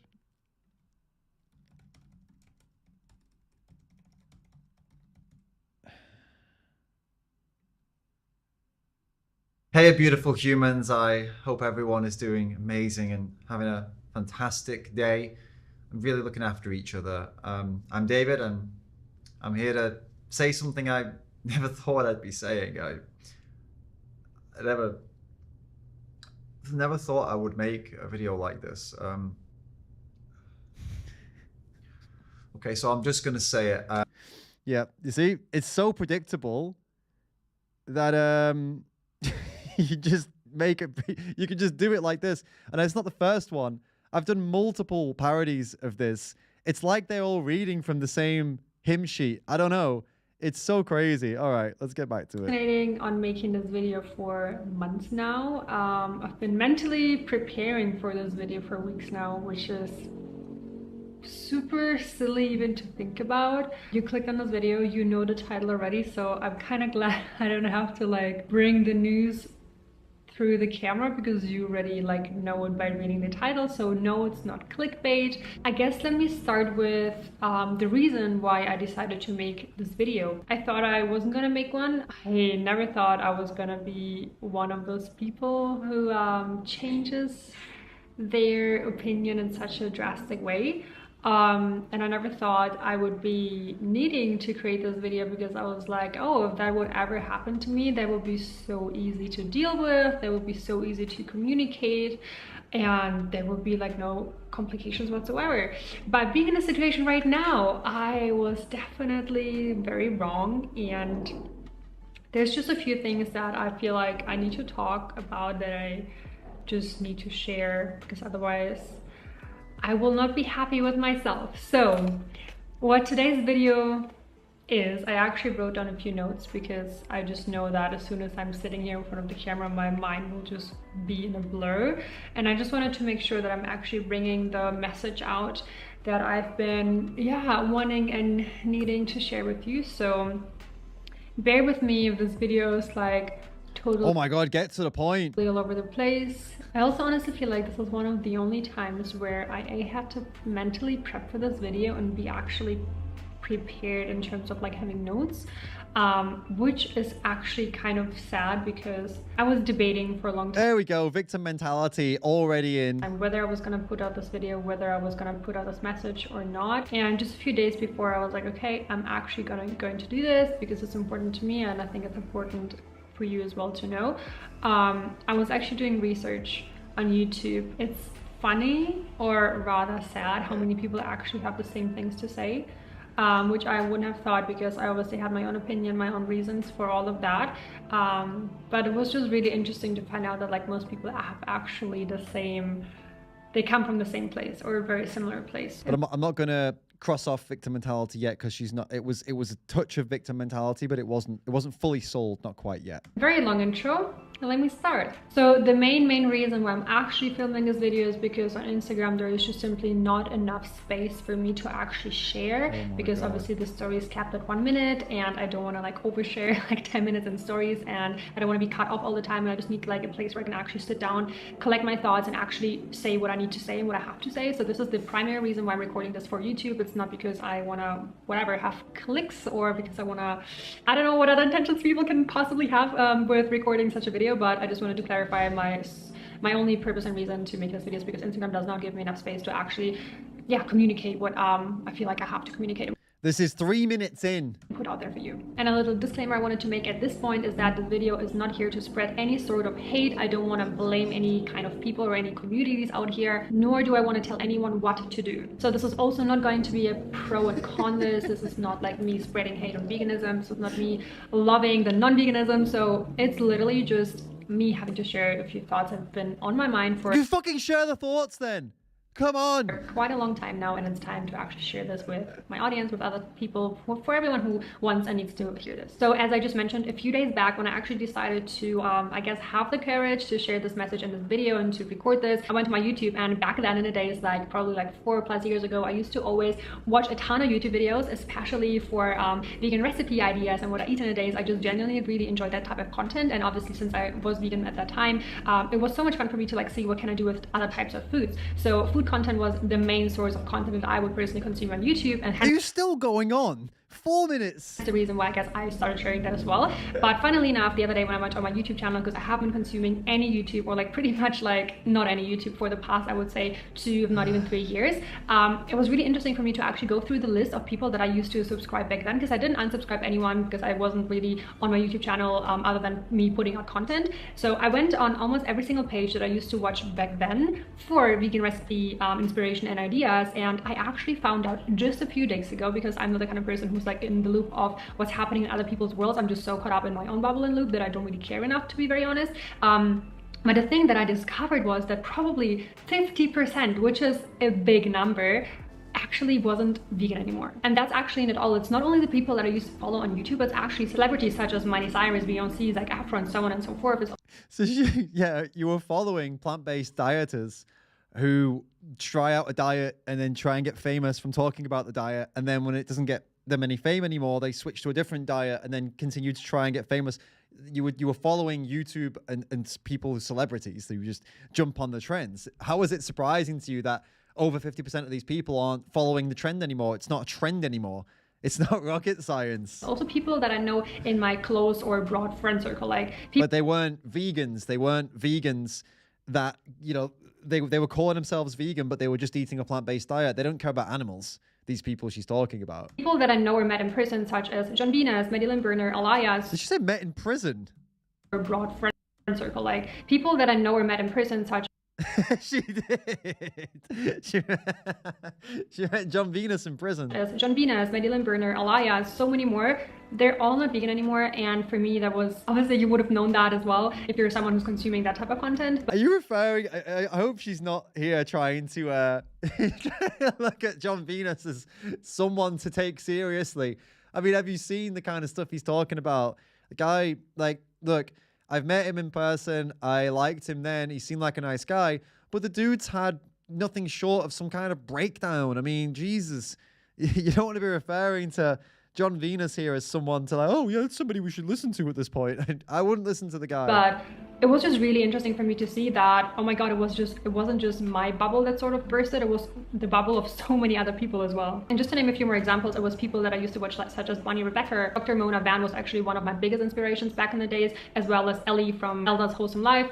All of them are no longer vegan, and I was like, oh my God, and I literally didn't even know. So what? No longer plant-based. And yeah, you didn't know because you were, like, you just admitted you didn't watch YouTube anymore. How is it a surprise? As I said, you follow people who follow diet trends and make their entire careers about this diet trend, and then it starts to get less trendy, so they'll switch to another diet trend. They're not people who are ethical people, and neither are you. You're clearly somebody who was following a diet trend as well, probably for health reasons or environmental reasons, but definitely not for animals. You've 6 minutes in, you haven't said one word about animals. So. What I actually went and did was watch some of those videos, because before I've never seen any vegan YouTube videos because they just literally didn't resonate with me. I didn't care enough. But now that I was, okay, I'm actually being this person who's filming this video myself, I was like, let me just go ahead and watch some of those videos and just see what the people have to say. And it was so incredibly sad and almost devastating for me to see that every single person that wanted to share something about that was so nervous, was so scared, was literally afraid of speaking up. I am very nervous to film this video. I don't know yet whether I'm going to disable the comments. Like, part of me really wants to disable the comments because I'm like, I really don't want to read like hundreds of abusive messages. I haven't talked about it and I was a little nervous. I'm not really sure how to start this video, to be honest. And I don't entirely feel ready to really talk about it. It's been difficult because the judgment that I, worried about. Just as a heads up, if anyone is going to leave a nasty comment, I am simply just going to be deleting, blocking. You'll be vanished from the comment section and no one will see your message anyways. This is my third time filming this because every single time I just overthink things. I don't want to make people mad. I got lots of hate. It was just yucky. It was really yucky. How can that even be possible? How could it be guys? How could it be possible that you build up your entire following and your community based on telling them that the food that they're eating is not only, well, usually they're focusing on their health, but a lot of these people say, it's great, it feels so great, it's so healthy, and it's good for the planet. And they sometimes even mention the animals just as like a bonus, like, oh, and it's good for the animals too. And they sell this to people, and they sell all this amazing diet to people, and they get lots of ethical people also following. The actual real vegans follow them because they want like the recipes, and they like the lifestyle, and they think, oh my God, this person's a vegan, and they look so nice, and they do all these nice things, and they're inspired. inspiring me.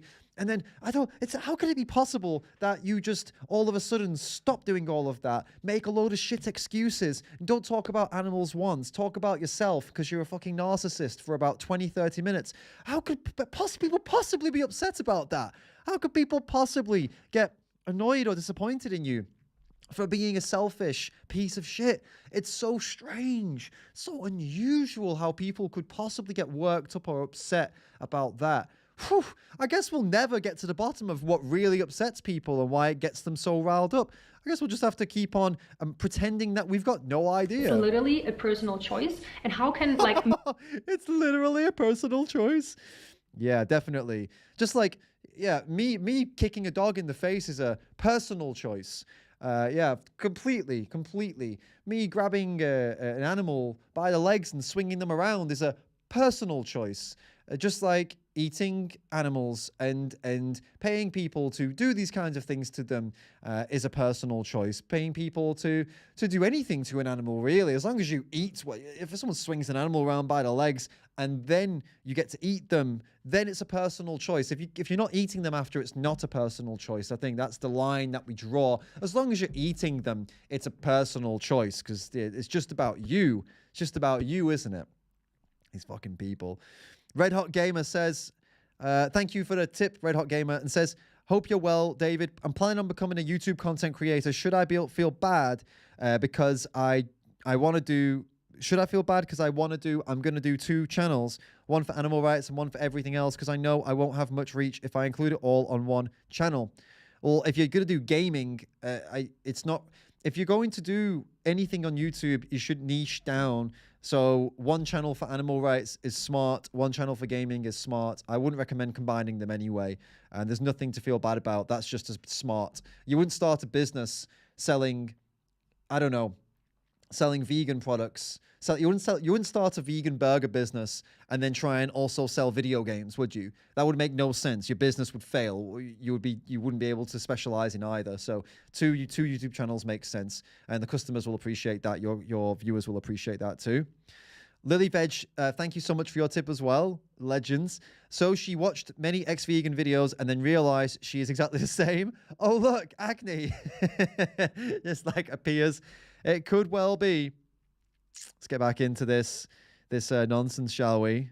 See if we can play some bingo. That was a good point to pause on. I think we can tick off the toxic community one because that's where we're going, and we can also probably tick off the victim mentality one because she's kind of doing both at this point. So, all right, let's see if we can get bingo. Me included, I was procrastinating on saying this out loud for so long, which is just crazy to think, because a community that claims to be super supportive, super open, super welcoming is actually the exact opposite, which I wasn't really aware of being in that community myself for so long. Toxic community. But not having the ability to literally share your personal opinion and view and your change of thoughts, which is absolutely normal. Humans are ever changing. We're all constantly evolving. Well, the thing is, the reason you get pushback when you start to discuss your change of view and your change of thoughts is that you're not discussing your change of view or your change of thoughts.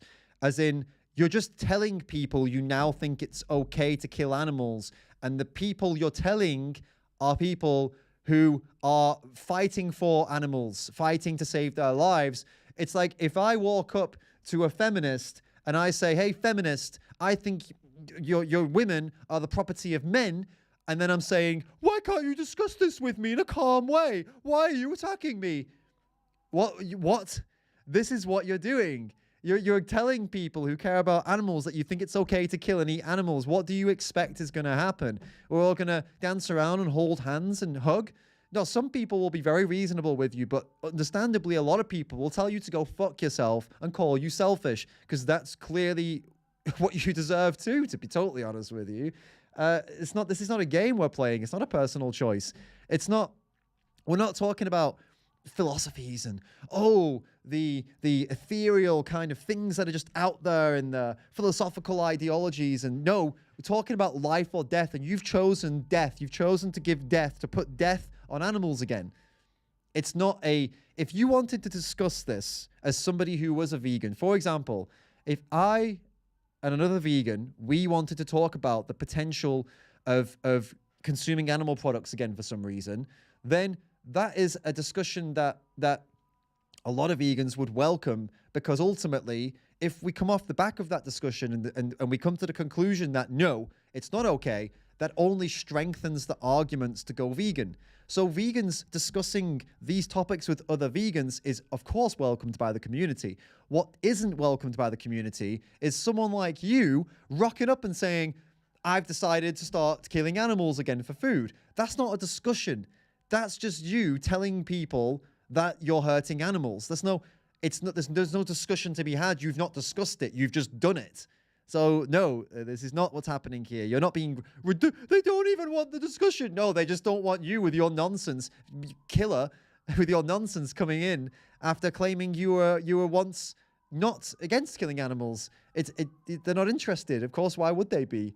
In the same way that someone who was used to be a feminist who now thinks that women deserve to be the property of men, and things like, maybe they take it to another extreme. Actually, it's not really comparable to say that somebody who used to be a feminist now believes women are the property of men. It's not comparable, because in that scenario, somebody could believe that, but it wouldn't affect women at all. Let's imagine in this scenario, let's go back to Germany in whatever it was, like not 1960 something, I believe, where marital rape was legal, right? In Germany. This wasn't that until recently, it was legal. Marital rape was legal.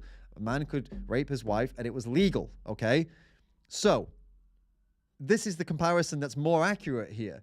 So if she was a feminist before, and then she rocks up on YouTube as a feminist YouTuber and says, hey, so guys, I need to let you know I'm not a feminist anymore, and actually I think marital rape should be legal and it's morally okay.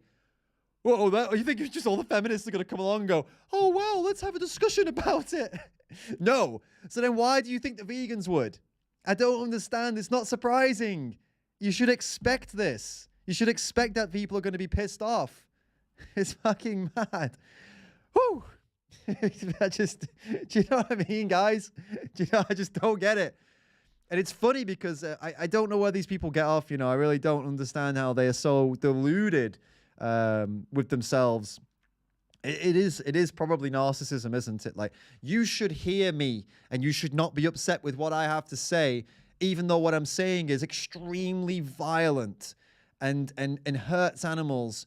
You should listen to me because it's me, because I'm important and I'm all about peace and harmony, just not to animals. Yeah, sure. Which is a great thing. We're constantly growing, and sometimes it's taking a different direction. Like, sometimes it's not being or going in the same direction as you personally think it should go. And how crazy is it that this community just no longer supports you as a person, as a human being, as soon as you don't pursue the same diet or lifestyle choices as they do? Yeah, isn't it weird that the community rejects you as an individual when you decide to start shoving knives in animals' throats again? What a strange community we have here, guys. Wild. What a wild community. We're just so bad. We're so toxic, guys. We're such a toxic community, aren't we? Toxic. See, there we are. Just terrible. One thing that I wanted to say at this point, because I feel like all those previous I'm no longer vegan videos haven't really said that, maybe with the intent of not wanting to being too direct, but as you know me, I'm quite a transparent, honest, and direct person. I don't mind sharing my opinion. Whenever you watch this type of content, you have literally no idea what the person behind the camera is going through. There we go again. This is the back to the victim mentality again. Let's get back in. You have no right to judge, to make up an opinion or your mind about someone else's life, because we absolutely do. When you make a video giving statements and giving points about your life, people do absolutely have a right to judge it. You are putting your stuff out onto social media. Now, you can say, I disagree with what you're saying, but you can't say that, oh, you shouldn't give me shit. When you post anything on social media, especially when you post something as stupid as this, then no, absolutely, people can say what they want. And that's just that's the beauty, and also it's the horror of social media too. But no, people can judge you. and will judge you. And in this case, you deserve it. Because the little glimpse that you see on social media, whether that's on Instagram, on YouTube, whatever. And the reason I say you deserve it is because so far you've got 9 minutes into the video and you've not actually given any good reason that you've gone back to killing animals again. So far you deserve judgment. This is ridiculous. Social media platform it is, you actually seriously have absolutely no idea what's going on behind the scenes. And we as creators, we of course decide what we put out there. It's not 100% of our life. It's just a little tiny glimpse that's edited, that's chosen by us. Yeah. And it's just, as much as we try to be transparent and raw, obviously, it's just not what the reality actually is like. So what's the point then? Or what's the point you're trying to get at here? Yes, social media is fake. People put their things out, and you're saying because of that, people shouldn't judge. No, that's social media. If you're going to be an influencer, you have to prepare to be judged. It's that simple. If you don't want to be judged, don't be an influencer. So shut up. Before you go ahead and feel free to judge me. I honestly, feel free to judge me. There you go. That's more like it. Mentally prepared for this video for long enough that I can honestly say now that I don't care if you judge me, but you shouldn't judge me, okay? You don't know what I've been through, but it's okay if you judge me, and I don't care if you judge me. Okay. Before you go ahead and judge someone else, just think about it for a second, and you actually have no idea what the person is going through, and it might be so much more severe, so much more. So defensive, man. Shut up. She's doing my head in big time. I've got to be honest with you guys. She's like grinding on me worse than those moronic kids that we were reacting to earlier. All right. Jose Torres, super chat. Thank you, mate, for the super chat. Said she had to listen to her body, lol. She had FOMO and when she was eating out with her friends. Yeah, it's something along those lines, isn't it? Is what it sounds like. We still haven't got to the point, though. Let's just... more painful what the person's actually going through than he or she decides to share online. So just be mindful of that. Like, we're all humans at the end of the day. We all have our own struggles, our problems, our issues, and our pains. So why are we living in such a community where we decide to consciously judge each other? Like, I never agreed with that. Whenever I went vegan, I never wanted to be judgmental vegan because I saw a lot of judgmental vegans and I was like, whoa. Oh, we should have had judgmental vegans in the bingo. Fucking miss. I knew that was going to come up. Not the type of message that I'm agreeing with. This is not the type of message I am looking to spread or to share. So whenever I was a vegan, I always tried to be really not judgmental. I always had still friends that were not vegan, and I was totally cool with that because I just knew I'm not in a place to judge anyone else besides myself. That's just one other thing I wanted to put out there. And another thing that I find super sad as well is that I was actually scared of losing friends over this. And then the second I realized it, and actually the second I spoke to someone about this, I was like, hold on. If I'm literally scared of losing a friend because I evolved as a human being, I don't think this friendship has any value or worth to begin with. No, it's that your friends, just like if you... Again, the feminist comparison. If you decided now that you think marital rape is totally fine, some of your friends might tell you to fuck off. Just like if you said you just suddenly decided that violent attacks based on race are totally fine because you're a racist now, most of your friends will tell you to fuck off. Now you're coming along and saying, hey, it's okay to abuse animals because they're a different species to me. And surprise, surprise, some of your friends, probably not most, but some of your friends are going to tell you to fuck off. And it's justified. Stop being a bloody, just, oh my God, making yourself such a victim. It is I wish I could tick this one and this one more times. Victim mentality and toxic community are 100% all she has done in the first 11 and a half minutes of this video. Holy shit, we're almost halfway in.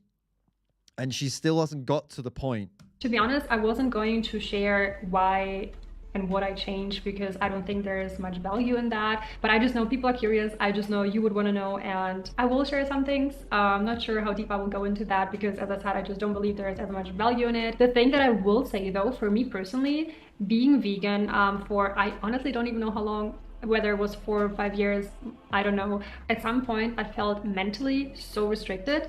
And I literally have not realized that for the longest time. I know that's not the most common issue or reason that people turn against veganism, but for me personally, it was mentally really restricting. And I'm a person who believes in full food freedom. I just love being fully abundant with foods, and especially working with people who used to have an eating disorder. For me, it's super important to actually be 100% free around food. But I actually realized that I wasn't living up to that myself, even though it was not a eating disorder per se, but I was 100% limiting myself when it came to food. Yes. Yes, obviously you were limiting yourself because you were taking out the food that comes from violence, the same as you limit yourself in lots of things. I'm sure looking at her background and the kind of nonsense she's spouting here, she's probably someone that wants to avoid the like sweatshops and things like that, you know, where the workers bad workers' rights and things like that. So yes, you restrict yourself in daily life for lots of reasons. You restrict things that are unhealthy. You restrict yourself from things that could make you sick. You restrict yourself from things that cause a lot of harm. You restrict yourself from things that put animals in slaughterhouses. I mean, yes. So what's the point? At the beginning, obviously, when I went vegan first, I was like, no, this is a choice. I do not want to consume any other types of foods. Like, vegan food is the best. Obviously, I was 100% believing in that. I otherwise wouldn't have been vegan for so long. But I don't know exactly when it started, but it's definitely been more than a year. Then I just truly felt mentally so restricted around food that in simple situations such as going out to a restaurant that wasn't really catered to a vegan diet, I would be sitting there and I'd be like, the only thing I can order right now is literally the salad with tomatoes and cucumber. And whilst watching other people eating normal foods, other foods, whatever, I was like, I'm literally sacrificing on my own pleasure, on my own enjoyment, on my own health even, because obviously having a salad consisting of 200 calories with 0 protein and 0 fat is, for my personal goal, I'm not saying for everyone, for my very personal goals and needs, not the best health decision that I could. You're a fucking idiot. That is the funniest shit I've ever heard in my life. Oh my God. Let me just tell you why I find this so funny, genuinely. She went to a restaurant that doesn't cater to vegans. she sat there and realized there's nothing on the menu that caters to vegans. And then she got upset about the restaurant that doesn't cater to vegans not having anything on the menu for vegans. And then she got upset because it's bad for her health when she chose to go to a restaurant that doesn't cater to vegans. Oh my God, this is insane. Where is she even from? That is hilarious. That is the funniest shit. Oh my God. Hold up. Let me just see which country she is in or city, because this is wild. That is hilarious. So good. Oh my God. All right, come on. What is okay? Well, she's got dollars in her profile, but I don't know where she's based. Do I have a location in any of these things? No, it's just like music. Oh, that was a close call. That would have screwed us. Hold up. There's like a website. She seems like she could be. I don't know. She looks like I don't know, Nordic or something like that. But I don't know. It's hard to see. We need to find out where she's based so we can, because it'll be even funnier. Because I guarantee you, there are vegan restaurants where she is. I guarantee it. All vegan-friendly places. German. Okay, thank you. She's German. So Germany is super, super vegan-friendly in like every city. So, yeah, the supermarkets in Germany have tons of vegan food as well. And I'm not talking about, obviously, all supermarkets have plant-based, plant ingredients, like good ingredients, but in Germany, they have like vegan cheeses, vegan burgers, all this kind of stuff too, as well as healthy ready-made vegan meals or like healthy vegan kind of things you can pick up and just heat up and stuff like that as well. So this is just absolutely amazing. Amazing that she's gone. I just can't get my head around this. One more time. I went to a restaurant that didn't cater to vegans, and then I sat there and I couldn't eat anything. And it's somehow veganism's fault. Could make, but I was still making this decision because, oh, I choose to be vegan. I want to be vegan. Like, I much rather eat the salad than anything else right now, which is obviously a lie to myself. And it's crazy that go somewhere else then. It took me so long to actually fully realize that, because I was so stuck on this one side of the spectrum that I did not realize that I was lying to myself about that. So a while back, it's been probably more than a year now, that I consciously decided to remove the vegan label off of any social media. I removed it anywhere I had on Instagram. I used to remove the vegan label. Oh no. Red Hot Gamer, thank you for the tip, mate. Says, thanks, David. Got most of my setup already. Coming up my 7th year as a vegan, and my friends and family still couldn't give two hoots. I can't take the vicious hysteria anymore. So time to learn how to edit videos and help the animals where I can. Hey, that's awesome that you got all the gear ready. And yeah, that's really cool. I'll look forward to seeing what you can put out and what kind of stuff you're going to be doing. let us know what you're planning on, what kind of content you're planning on making. And obviously you could always drop me an email if you want any advice or anything, or if you want to DM with me. I actually recommend the Patreon for that. If you join the Patreon team, by the way, guys, this is for any of you listening. If you join the Patreon team, which supports me in my work and helps me make more videos, obviously more videos with the more strong messages like we're doing now about veganism, animal rights. If you want to help me make more of those, please do consider joining the Patreon team. The biggest benefit you get is that you help me to keep doing this. And obviously we're all in the same boat. We all want the same thing. So that's awesome alone. But also a more personal benefit you get is that you can DM me using the Patreon messaging system. And that's far better than any other place online, because the DMs there are a priority to me. Like when I get a message there, of course, you support me, so I prioritize the messages I get in the Patreon inbox. Just like I prioritize the comments. When you guys tip or do a super chat, I prioritize you. I do the same thing for my Patreon inbox as well. And if that's not interesting to you, you could join the YouTube membership team, where you don't get that DM option, but you do get the green logo, and everybody gets to see how much of a legend you are. So that's a big bonus too. But either way, guys, really helps me out. So please do consider it. That's and now we've had that nice little intermission. Back to the torture. I have it even on my bio. I used to have it on my YouTube channel. So I just consciously decided to not use the word vegan any longer, even though I was still being fully vegan. I did not change anything about my diet, about my choices, about my lifestyle. I just didn't want to associate myself with veganism as much anymore, because I just didn't believe or didn't agree in the direction that veganism was actually moving into. I know a lot of people will disagree. What does that mean? The direction that veganism was moving to? Do you mean the direction that some of the people you didn't like were moving into? I don't understand the point. There are people online that are dicks. That's just how the online world is. It's not a direction or something. What does that even mean? Just didn't believe or didn't agree in the direction that veganism was actually moving into. I know a lot of people will disagree with what I'm going to say, especially if you're vegan yourself, but veganism is or was a trend. Of course, it was also more than that for most people, but we would be lying and denying it if we wouldn't see that. But veganism was a trend. It was trendy to be vegan. Like, restaurants, everyone was starting to create vegan options. Even plant-based was definitely a trend, and they tried to use the vegan with that, which is why a lot of people jumped on this boat, on this bandwagon. So that's not wrong, but it still doesn't explain what's that got to do with her? Like, what is she trying to get at here? McDonald's, like, do you truly believe that McDonald's would make a vegan option trying to save animals or the planet or for health reason? No, they do it for money. They do it to cash in on the environmental movement. I mean, that's. Do you think that's why people think they do it? Obviously no. The only reason that fast food chains such as McDonald's and Burger King implemented vegan options to their menu is because it was a trend, because they knew they can cater to a growing population of people that have a value and an interest, so they can obviously make more money off of that. And if you're denying that, just really think about it. No one on the earth denies that, you fucking moron. Oh my god, I'm sorry guys if this is too much. I'm gonna, this kind of person winds me up like hell. Maybe I should shout fucking moron at people on stream. It's not very professional, huh?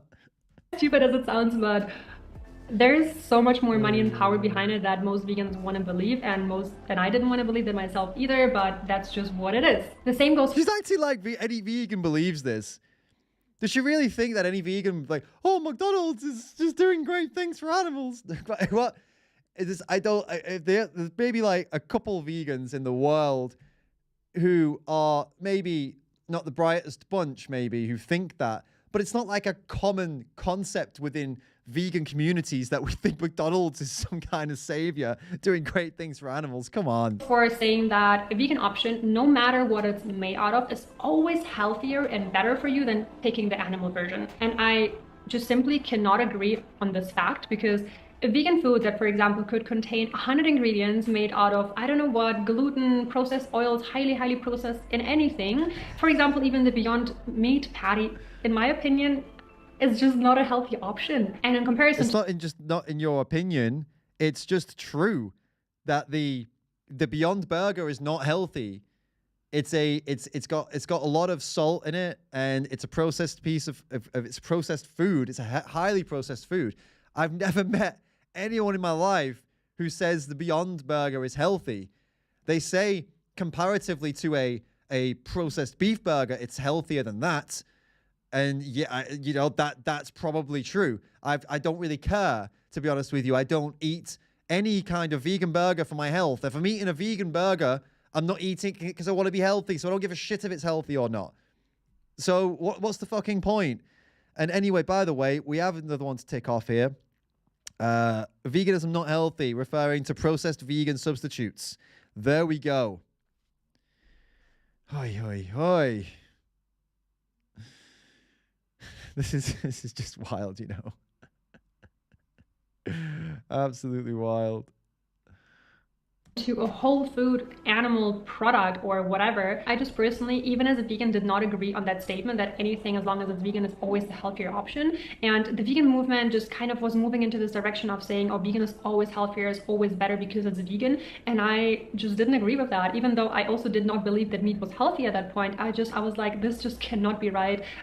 So you've seen maybe, what, 1 or 2 posts or something, some people said something stupid, and she's like, the whole movement's going this way, that can't be part of that. There's so many vegan foods that are not necessarily healthy. Just because they are not harming any animals, it doesn't mean that they're necessarily healthy. So promoting highly processed vegan foods just because they were vegan and healthy was never my type of thing. I never did that. I never agreed with that. And the longer I was vegan, the longer the movement was just going in a direction where I personally didn't want to go to. So even though I stayed vegan for so much longer than I probably should have or wanted to or whatever, I was really like, I was being vegan but going in a very different direction as the vegan movement itself was going. In this video, I will intentionally not be talking about what kind of differences I felt in my own body, whether I felt anything or not, because it's still very early stages for me. But it was really important for me to no longer hide a part of myself, because I literally couldn't share any what I eat in a day because I was, oh, what if I'm having an egg for breakfast in my pancakes and I literally cannot share this recipe? And I just felt like I couldn't be fully myself anymore with you, and that just wasn't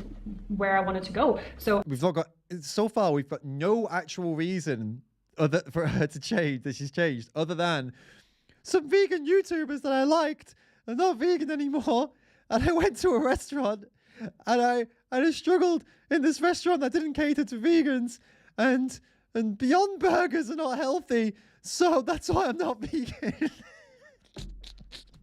for me, it was really important to be fully transparent with you guys again, and that feels really good. Even though this video is really tough, I still have so much more to say, and I'm not sure if anyone will even listen to this long as video, and I probably will be cutting a lot of things out. But another thing you should have cut a lot more than that. I wanted to say is that I do not expect anyone out here to understand me, to agree with me, to share my opinion, to feel me. That's absolutely okay. If you have your own opinion, if you don't agree with what I'm saying right here, that's absolutely cool. Just try to judge others a little bit less. And one lesson that I did learn from being vegan for so long is to actually never say never, because I said I'd never eat meat again in my entire life. I said so many things because I was so sure of my stance in life and my point. However, I've changed my opinion. I've changed my belief system. I've learned to not say never again, because you truly never know. I have no idea what I will be believing in, what I'll be thinking about in 5 years. Like, maybe I will be vegan again, who knows? The biggest thing that it did for me personally was to no longer be stuck on one side of the spectrum. Like, veganism is a very big extreme. I didn't realize that being vegan actually trapped me so much in a cage, because in the beginning it felt so amazing, it felt so freeing, and I found a community of people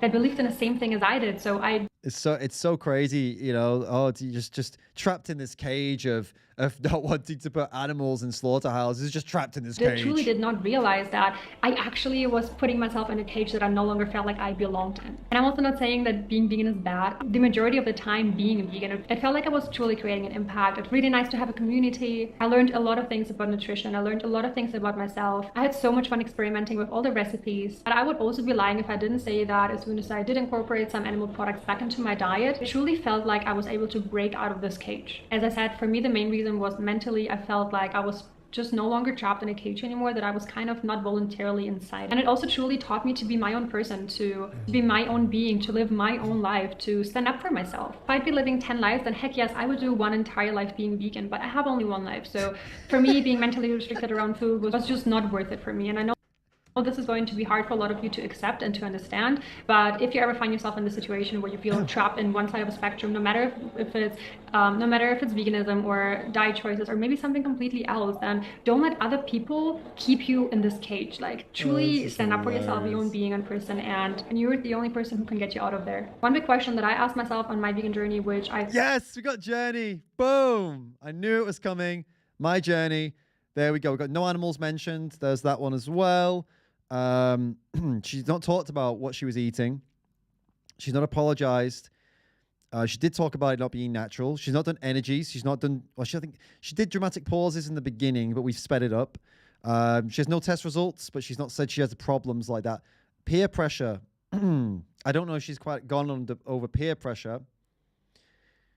Magically, okay, we've not had some of the stuff. We've got a couple more minutes though. I think we all should ask ourselves is, if being vegan is the smartest and best decision ever, then why are not the most intelligent people on the planet vegan as well? And I asked myself, what It's like, oh man. It's like the most childlike takes on stuff. Let me just go back on that. That's brilliant. I think we all should ask ourselves is, if being vegan is the smartest and best decision ever, then why are not the most intelligent people on the planet vegan as well? And oh my god. Oh my god, that is hilarious. That is one of the funniest things ever. She acts like new ideas don't take time for people to come to terms with. You know, I mean, I don't remember the scientist's name, but did you know that Albert Einstein, we all consider him to be one of the most intelligent people ever. He thought that the universe was static, as in it didn't move. And another scientist proved that the universe was expanding. And Einstein publicly mocked him so badly that this guy was completely, he was a laughingstock to the scientific community, right? And he went through the rest of his life as like a failed kind of, like, people just, you know, really, he was a laughingstock. He really lost his credibility over this. He died eventually. Einstein didn't at this point. And then eventually Einstein agreed with the guy and had to apologize after this guy died for doing what he did to him, because he was right. The guy was right. The universe is expanding. Now, by this girl's logic, I mean, it's like, well, if the most intelligent people think the Earth is static, the universe is static, then it's static, and that's just how it is. No, sometimes ideas take a bit of time to get hold, even if they're right. It doesn't mean that it's wrong because most people think it's wrong, or because the most smart people think it's wrong. Smart people change their bloody minds all the time. And with this topic, currently the majority of the people on Earth think it's right. So the smartest people fall into that category. It's a numbers game. The smartest people were raised and with eating animal products. And actually the smartest people out there who have talked on these topics, some of the smartest people acknowledge that they have no really solid arguments to not be vegan. They just say it's emotional and they're selfish and they have no willpower. So yeah, I just can't believe she pulled that one out. Like, how is this person pulling that out as a reason for her to not be vegan? Why do you care what the smartest people are doing? That's so strange. Like, and what is smart anyway? You mean what? A scientist? Okay, but that doesn't mean that they're going to be intelligent in other things, right? I mean, what do you mean? Like someone who's an expert in, I don't know, whatever. I don't know, experts in things are not experts in everything, right? So I don't even understand what that means. I ask myself, what positive effect have I actually achieved being part of such a tiny fraction in the world? So you can call me selfish, but with my impact, the world is not going to be vegan in my lifetime. Oh my God. Hey, you know what? While you're at it, Violetta, why don't you throw trash outside too? Just trash. It's not like you not throwing trash is going to change anything anyway. You might as well just throw trash. You know, while you're at it, go stab someone. Go cut some people up, because hey, at the end of the day, you know, if you not doing that or doing that, that's not really affect. I mean, it's not going to make a dent on the planet. You might as well just go out and, I don't know, get stabby, get punchy as well. You know, knock some people out. Why not, right? Because I mean, just do whatever you want. Everyone, just do whatever your urges tell you to do. Whether that's to be aggressive to somebody or shout at somebody or slap someone. You could go pee on someone maybe. Go pee on somebody or pee on someone's property or just, I don't know, break in someone's house. Well, just do whatever you want because ultimately, you not doing those things is not, you do it or don't do it. It's in the grand scheme of things, it's not going to make a difference, is it really? Like you do that, you pee on one person. It's not like it's going to change anything for anyone else. If you don't pee on them, it's not going to change anything really. Overall, the world will keep going and people will keep doing what they were doing before or after you pee on somebody. It's just you might as well just do anything you want whenever you want to do it. What's the point of anything? You know, just do whatever you want and to hell with everybody else. Because ultimately, if you're not going to make any impact, it doesn't matter. It doesn't matter. It's not about the collective and that we can all change together. It's just about you as an individual making a difference or not to like billions of people. If you can't do it as one person, don't even bother trying as lots of people. Yeah, I think that makes sense. I decided that I wanted to live my life to the fullest every day and not being restricted. And don't get me wrong, I still don't agree with slaughterhouses, with mass production. I still, if I choose to eat animal products, I still do my absolute best to source them as ethically as possible, to source them from animals who live freely. And I do believe that not every person that is not vegan is necessarily a bad person. Okay, interesting. So we have to untick that she mentioned animals, but in the most bullshit way possible.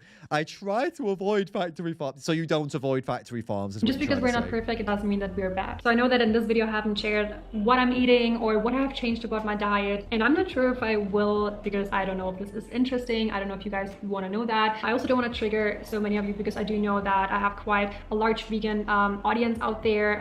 But if you truly are genuinely interested in knowing what I've changed about my diet and why, that's what you want people come to the video to see, isn't it? That's the whole point, isn't it? But there's still certain foods that I don't eat at this moment, such as dairy, for example. But if there's anything further that you want to know as to why and how I pursued me exiting veganism, please feel free to let me know. Now I feel like I'm open enough to, or courageous enough, I don't know how best to describe this, but now I feel like I can actually speak up about this openly because I have had a lot of conversations with my friends in prison who have known me some more prison friends, vegans who are still vegan themselves, and it was really hard for me to say this message to them. But the more often I did it, the easier it came to me because I also felt like most people were really understanding. Most of my friends did not judge me, did not quit our relationship, our friendship, whatever, which was just really encouraging, I guess, to see. Yeah, I think I still have so much on my mind that I do want to say. I also don't want this video to be 1 hour long. I guess I'm just gonna stop right here. And as I said, if there's anything more that you genuinely want to know, not in terms of we're gonna get anything else here, so you can debunk me, so you can tell me how bad I am. If this is genuine interest, then please do let me know because I am very keen and open on sharing more about it. If there is actual interest out there, other than you wanting to judge me and telling me how bad of a person I am now. So yeah, thank you for watching. Thank you for listening. If you stayed until the end, I do actually really appreciate that, for that you took the time to actually listen to me and see what I have to say. Sending you lots of love as always. And you had a lot of words, but you actually said nothing. Have a beautiful day. Oh my God, there's still so much that I haven't said, but that's for another day. Wow. Well, we got nothing basically from this. Like nothing. I mean, okay, in terms of the ex-vegan bingo, we got a couple of we didn't get bingo, unfortunately, but yeah, there was no actual reason here. Basically, her reason for no longer being plant-based was that other people also weren't plant-based, and she wanted to not be plant-based anymore. It's not like there's no.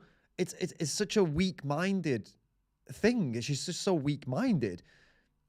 I mean, if that's clearly she doesn't care about animals whatsoever. They got a 1 to 2 second mention near the end. So that's just 100% clear. This was just purely somebody who was doing it for some kind of health thing or environment thing or whatever. And it's like I always say to you guys, that is a shockingly bad excuse to eat plant-based because it doesn't last. Because as she's showing right now, she has not been plant-based for 5 years. I promise you that she's like cheated on her plant-based diet multiple times. Of course she has. Come on. Of course she has. And that's what happens. It's all about them. It's all about me, and what I want and what I feel and me. And you know, the world is still not geared to it's a non-vegan world. So if your whole thing is about you, me, all about what I want, then of course you're going to be happier in a world as a non-vegan when the world is non-vegan.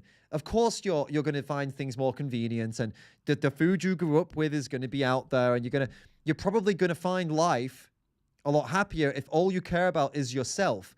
That's why it's important to not only care about yourself, because if you don't just care about yourself, then you'll be far happier living as a vegan in a non-vegan world than you would be as a non-vegan in a non-vegan world, right? If you're self-obsessed, then yeah, of course you're going to have a better time in this non-vegan world, because you're selfish and you don't care about any other animals. You don't care about them. You're happy to see them die, or you just want to pretend that it doesn't happen and go on.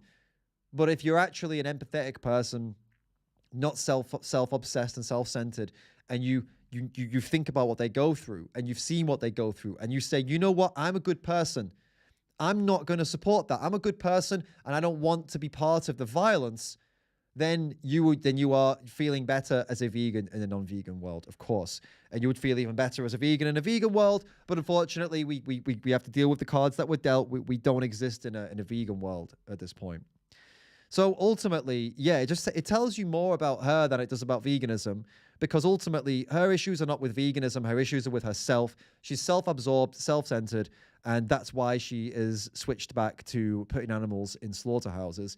And when you check out the IG, I mean, is it hardly surprising? I mean, she is basically an Instagram model, right? That's what she does. That's what she is. She's getting sponsorships and stuff for being an Instagram model. I don't think at this point, I can't see anything she's particularly like done or achieved apart from being an Instagram model. Like she's doing like, okay, for a trainer, she's a PT, but ultimately what else would you expect from this, you know? And this is why when I meet people who are this kind of Instagram fitness model, it's always a nice surprise when they are actually vegans, actually vegan, you know, as in they're talking about animal rights and they understand it and they're committed. Like Nehemiah Delgado would be a good example. When people ask him, oh, why are you vegan? He doesn't talk about health. He talks about animals. He says, I'm a vegan. I was raised with good ethics. I was raised with an animal rights focus. His parents taught him, raised him as veggie. And that's why he's now vegan. It's for animals. It's because he doesn't feel like it's right what we do to animals. And he's a fitness influencer. And it's a surprise when this happens, you know, because ultimately, normally, this is what they are. They're like this one. And it's just... It's just very vapid, empty, vapid and empty existence to just drift wherever you feel is like, oh yeah, the trend's here now, just drifting around. It's what an empty way of going about life, really, and having no actual solid morals and solid morality when it comes to animal rights, and actually just drifting around as if it doesn't even matter. And I don't know, I find that to be really sad, especially when it's people who are just ignorant and they haven't even understood animal rights, veganism, and never even dipped their toe into the plant-based world.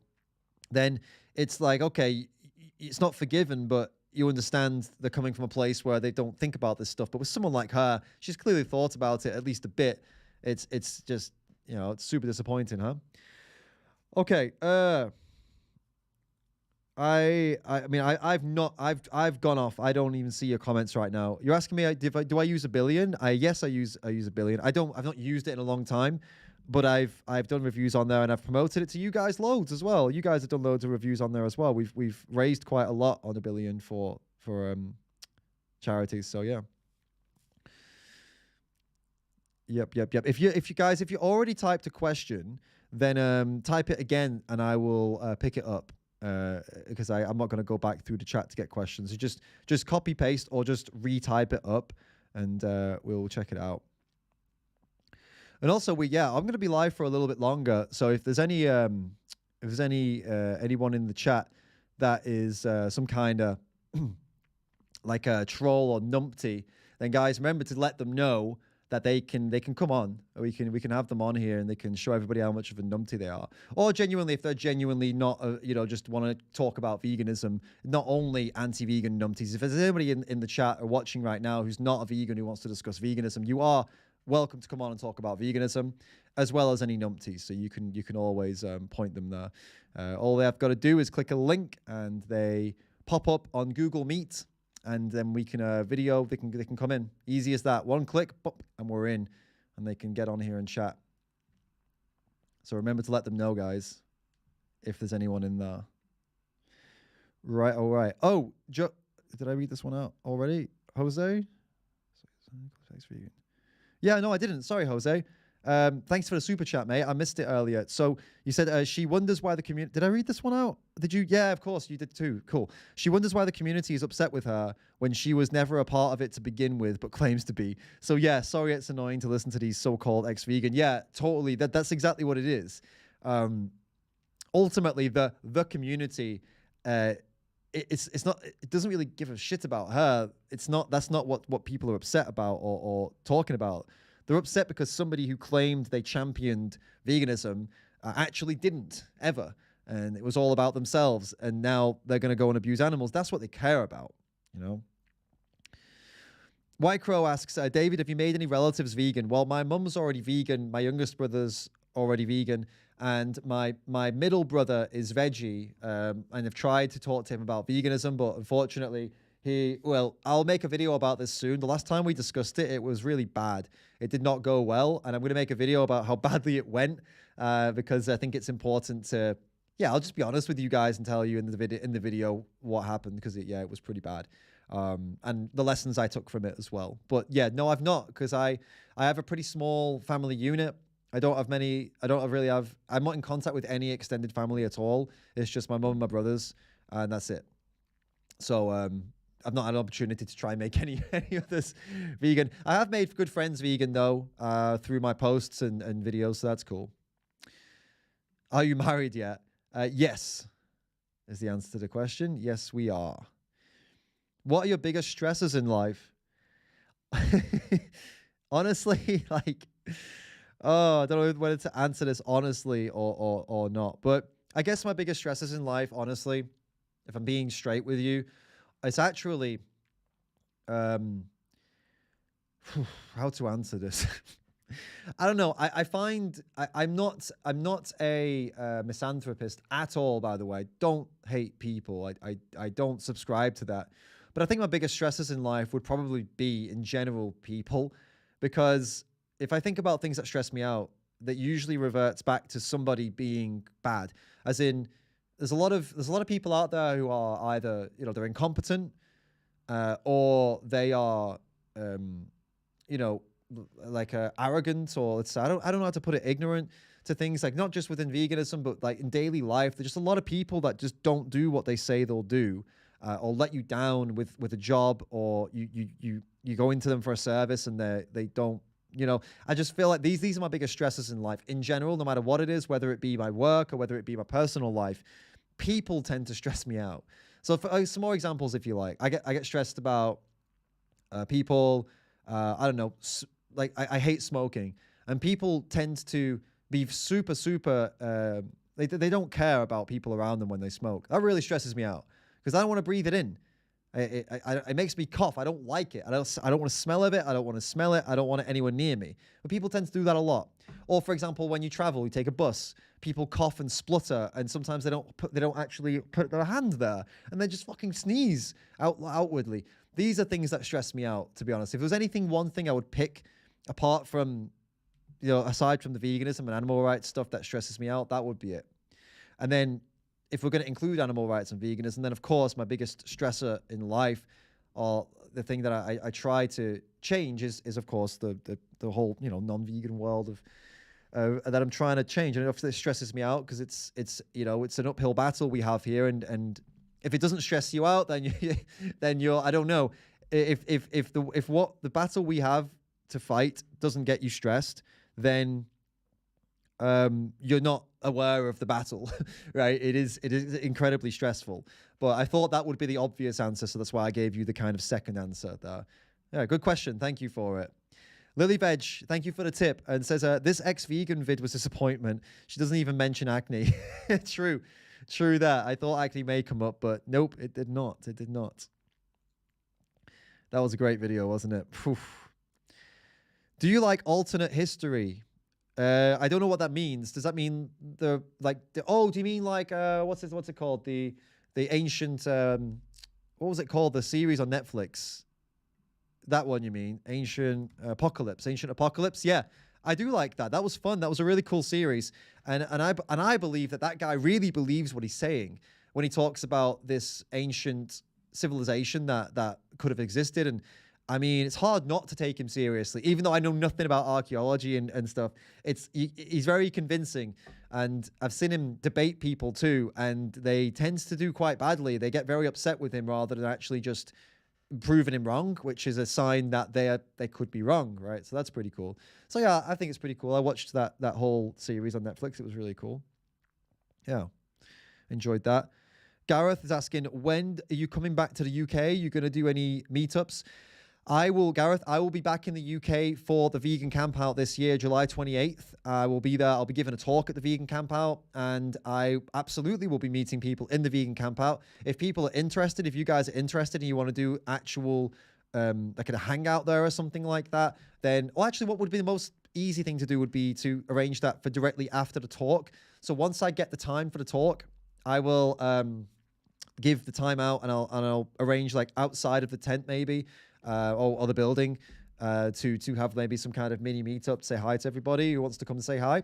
So yeah, I'll be there, and while I'm there, I'll try and do some other stuff as well in the UK, some different events, but we'll just have to see how it goes. We'll see how things are by that point. Thanks for the question. Hopefully see you at the vegan camp out. Definitely worth going. If you've been, you know why. If you've not been, vegan camp out is awesome. It's a very cool big festival. Just a fully vegan festival with lots of really cool people and lots of food and lots of cool events and things. It's awesome. Yeah. Anthony's asking, what do you eat generally day to day, David? Do you focus much on health? So, I mean, I got to admit, when I was in England recently for a visit, my focus was, okay, let's eat as much junk food as possible because I don't get a lot of it here in Turkey where I live.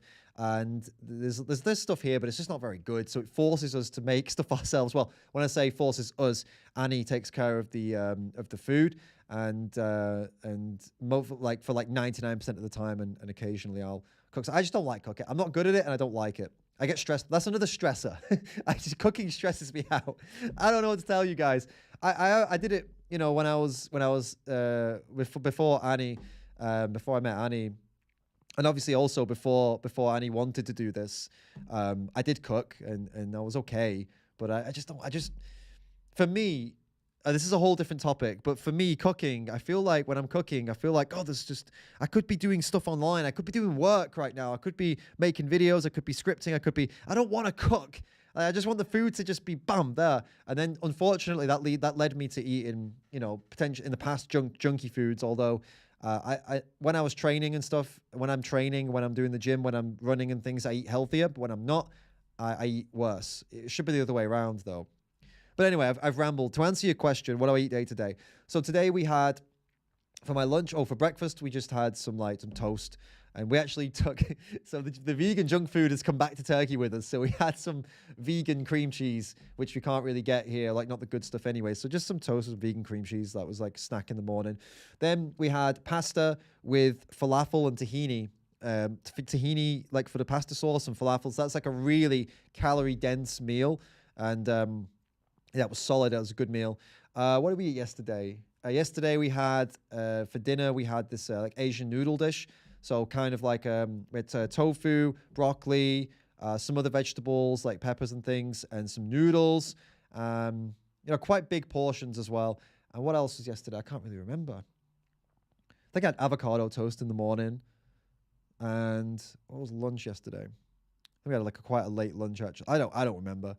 Yeah, I've not got any kind of strict diet. I eat just variety. For example, noodle dishes, I eat spaghetti dishes, pasta dishes, sandwiches, burgers. Not much pizza, to be honest with you.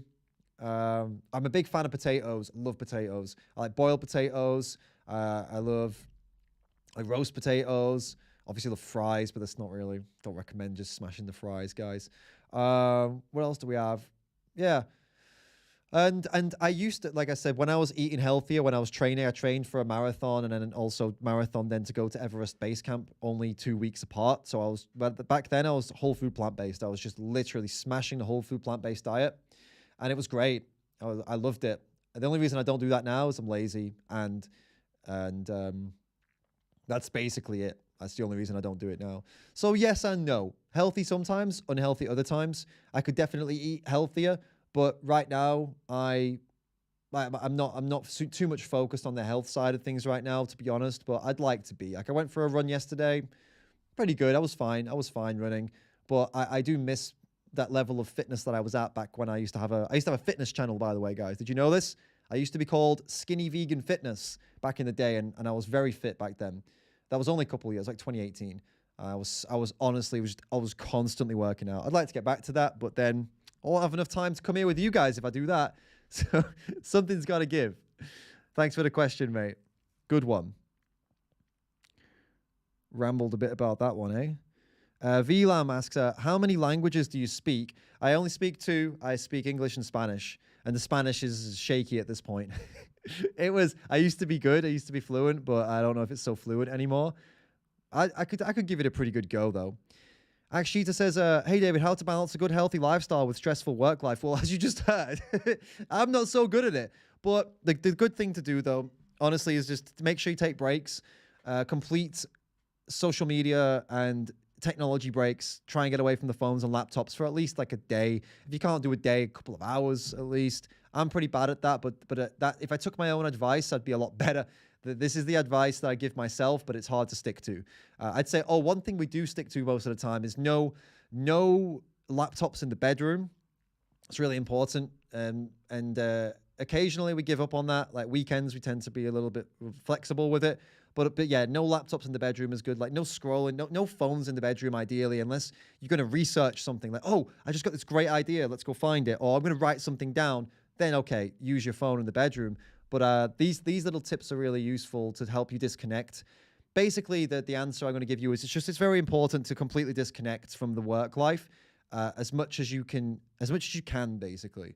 So it's, be good with yourself. Treat yourself. If you're doing something incredibly stressful that's causing you a lot of stress, that's causing you a lot of, mental anguish, like, for example, if you're working with animal rights, it is important to have some really, really solid time off from it to recover. Because if you keep going, you'll just burn out and then you're useless to everybody.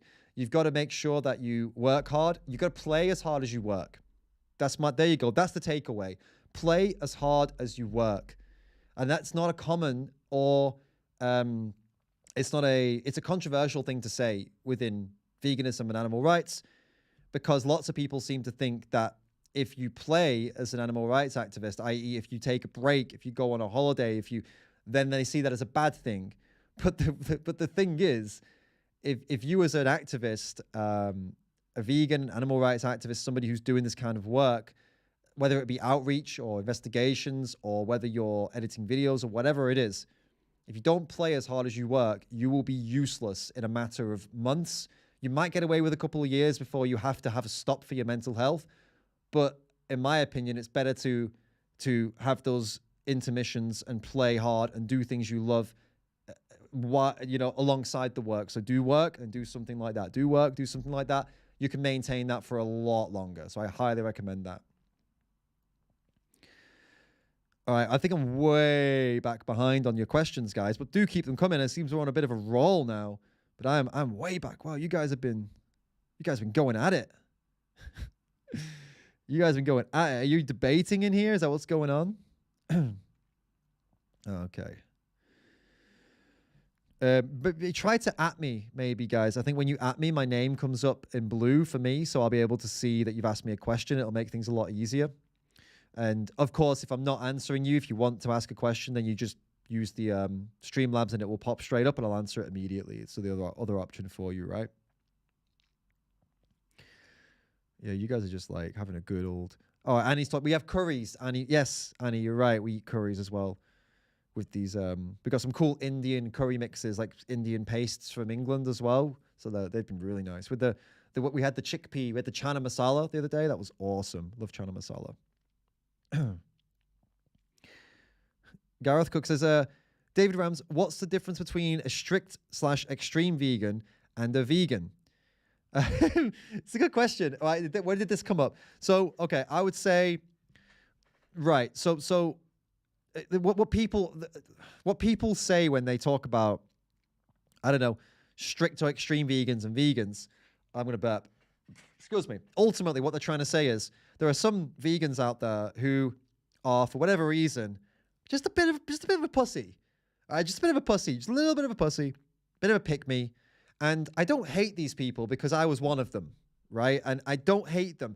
I roast them and I make fun of them and I make fun of myself because I did it too, and I can laugh at myself. And when I was like being a little, honestly, a little bitch, a little pussy in the past, all right? I have been as a vegan, and because I knew no vegans, I didn't know any of the arguments. I just knew that I was vegan and that other people got upset about it. So I was soft, and I would tell people, "Oh, but it's it's just me. Like, I don't want to argue." I would say that, and you do you, I'll do me. So I've been there. And I think what the public and what some vegans seem to draw a line between is that kind of person that I was, they would consider to be a normal vegan. And then who I am now would be an extreme vegan, according to them. But ultimately, the only thing that changed is I grew a backbone and started not only to stand up for myself, but to stand up for animals. And that doesn't make me extreme. That just makes it harder for them to walk all over me. And that's why they get upset and say you're extreme. It's because they can't walk all over you, so it pisses them off, so they insult you. That's all it is. So that's the difference between a strict/extreme vegan and a vegan. That's all it is, Gareth. Great question, by the way. It's a good one. It's a good question, man. Oy. Remember to tag, yeah? And I can check your question quickly. Oh. I hope you, okay, I can read this one, Too Potential. I hope you reply to my comment. I recently left my job at non-vegan Domino's and I feel so much better to not be around those dead animals that people consider food. Have you ever worked at a non-vegan, I guess, were you going to say like restaurant? Yeah. When I was very young, before I was vegan, I was vegetarian. I worked in a restaurant and I was just washing up. I was like 16 and I had to wash up people's dishes that had meat and stuff on. And yeah, it was grim. I didn't like it, but working in non-vegan places is inevitable for most people. It's much better if you don't have to, but ultimately, practically every business you work in is somehow going to have some kind of non-vegan aspect to it. You can do your best to avoid the ones where you have to directly have contact and you directly, like, for example, you can avoid working in a slaughterhouse, and that would be preferable, right?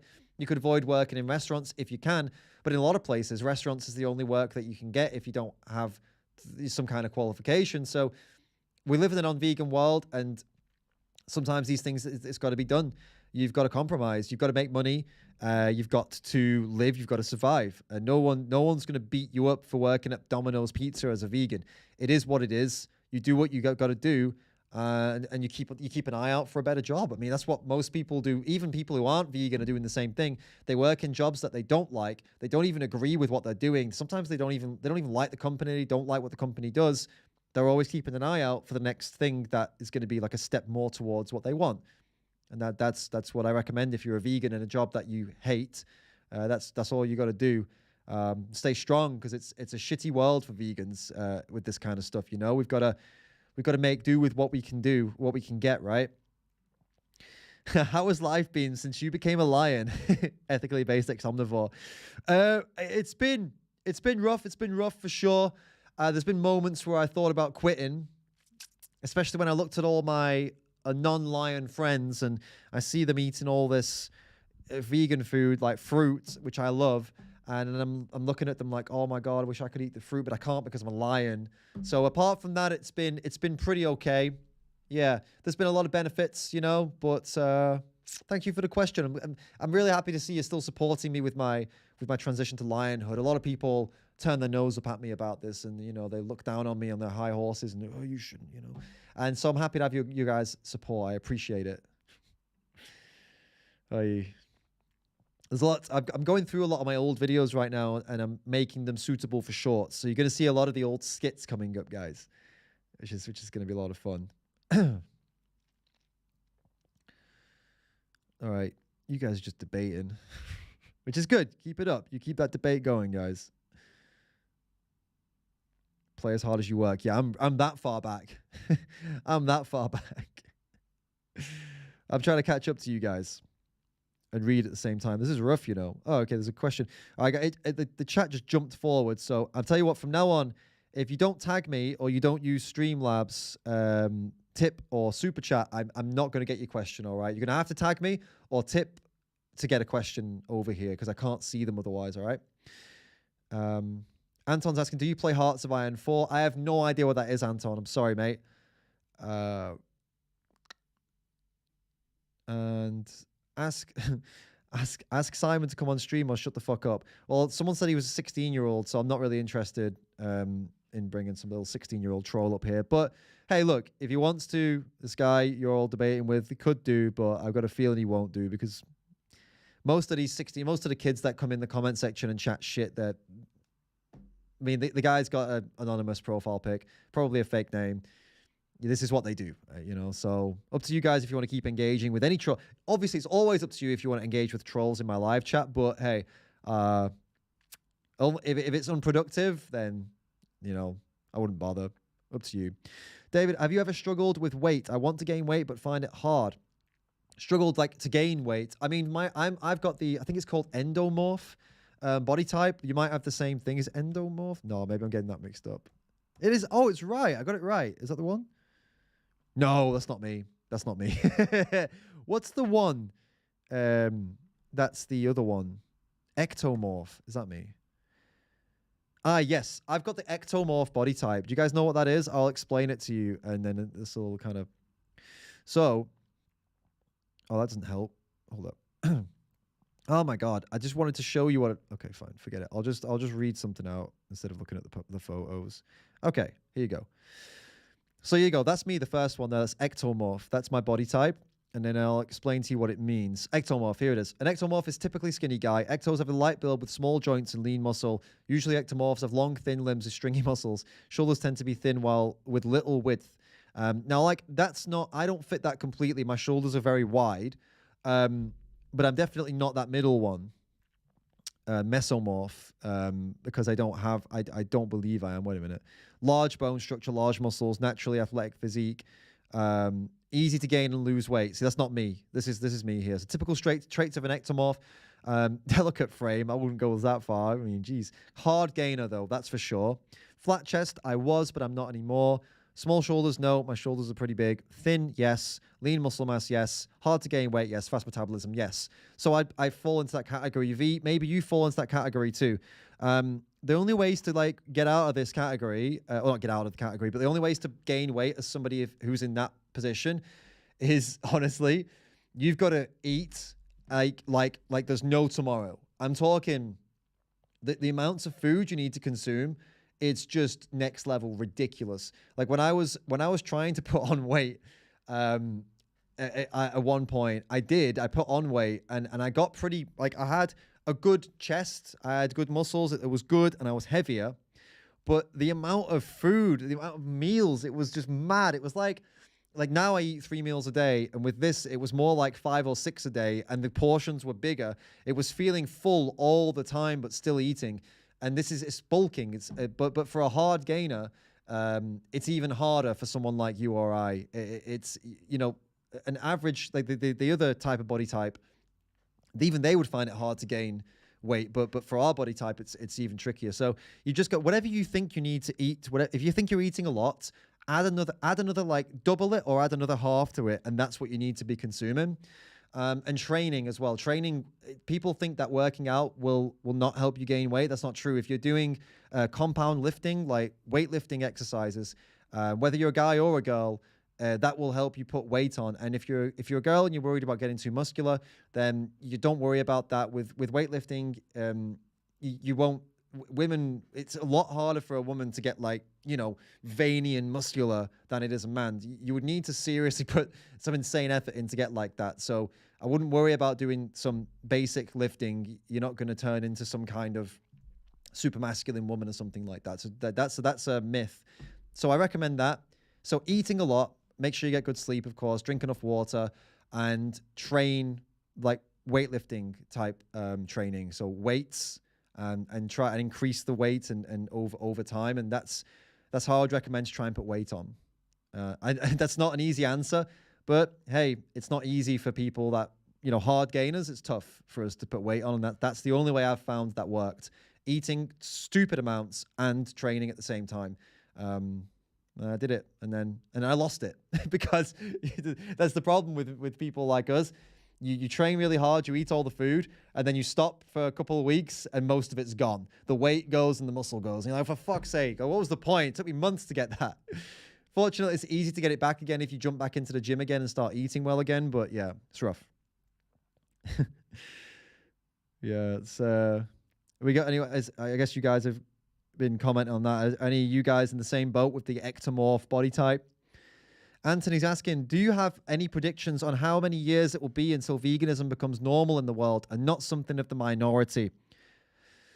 My prediction would be that it won't be in my lifetime. I do not believe it will be in my lifetime. I think there will be some shifts in society. If I were to, okay, off the top of my head, what I would say is going to happen is the shift that we've just had will come back around.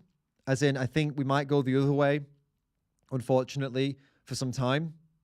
And then when it comes back again, I think then, when the public consciousness shifts back towards it again, I think that could then be the time where we kind of have a majority mentality towards animals that is saying, okay, no, that's enough.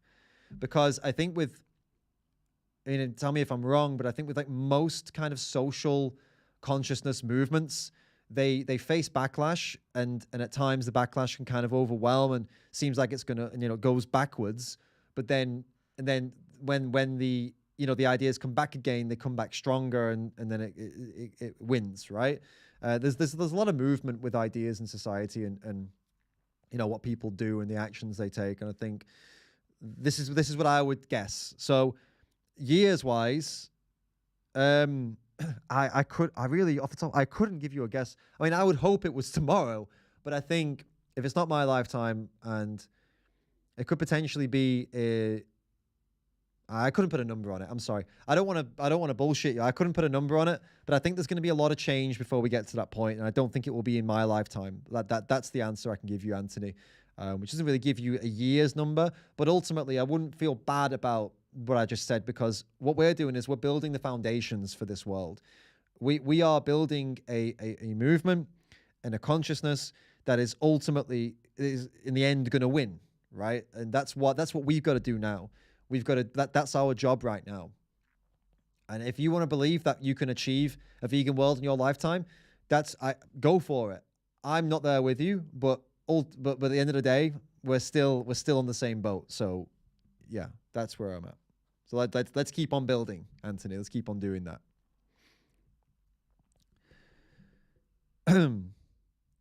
Okay, I'm caught up. Wow, we got here. Brilliant. We are up to date. What do you guys think about that? You think we're going to see a vegan world in our lifetimes? You disagree with me? I know some people do. I think it's optimistic and potentially a little bit... I don't know, what's the word when it's optimism that's not based on reality? Not delusional, but I think it's overly optimistic to think that, to be honest with you. And if you want to be overly optimistic, hey, I can't blame you. Go for it. Be overly optimistic. That's totally fine. There's nothing wrong with it. I don't think. Necessarily. It doesn't hurt anyone, does it? Right, we got some more stuff to react to. I wanted to take a look at the situation with this, the truck video that's resurfaced, and I don't think well, okay, there's two videos for us to look at with this, with the activists at the truck. You guys have probably heard about this. We've got one by Matt Walsh and one by this Black Conservative Perspective. The Black Conservative Perspective video has 500,000 views. I know that. Matt Walsh's will probably be closing in on it. I guess we could see what they both say and see how similar they are.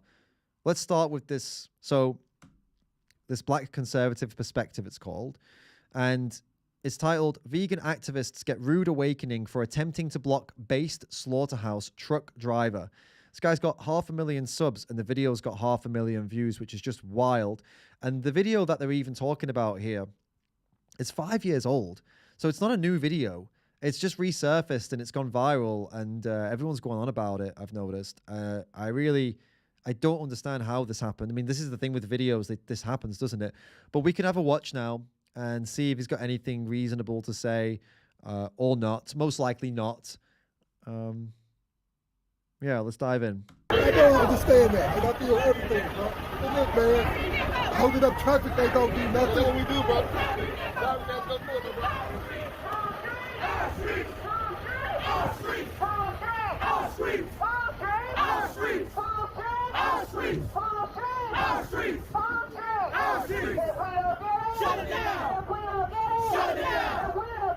These, wait a minute, they weren't vegans though. They were, this is one of them's got a sign saying "End Police Violence," so I'm kind of okay. All right, guys, so we got to talk about this pretty hilarious video that is going viral of these vegan activists who thought that blocking a truck driver from delivering what appears to be hogs, okay, on his truck to be slaughtered. They thought that blocking the truck driver would be a good idea as a form of protest. However, it seems like they did not account for the truck driver not necessarily giving a damn about the protesters trying to block his truck from entering the facility. And so he's already got it wrong. They weren't trying to block trucks. They don't try to block trucks from entering the facility. They try to pause the truck so they can film inside the truck.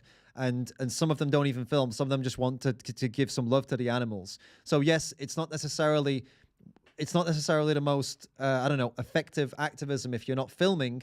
If you're just saying goodbye to the animals, it's more of an emotional thing, which is you know, whatever. If that's what you want to do, then I understand why you would want to do it.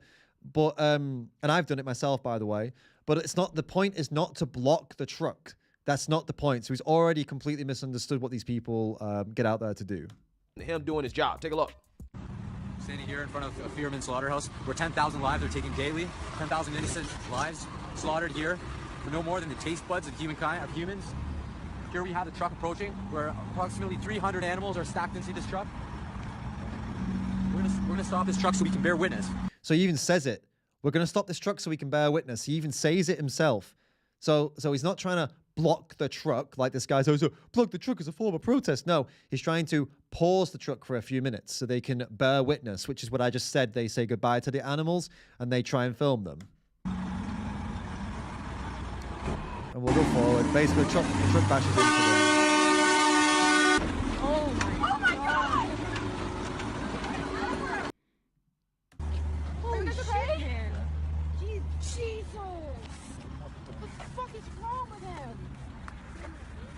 Oh, I almost got run over. Now, the video itself, by the way, I've seen it a lot of times. That's why I'm not really responding to it, reacting to it. Yes, it's a bad video. That truck driver is a scumbag. There's no doubt about it.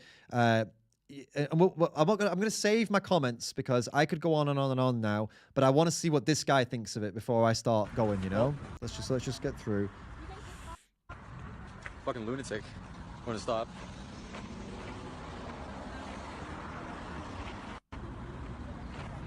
These drivers have no fucking respect for life, no respect for human life, no respect for animal life.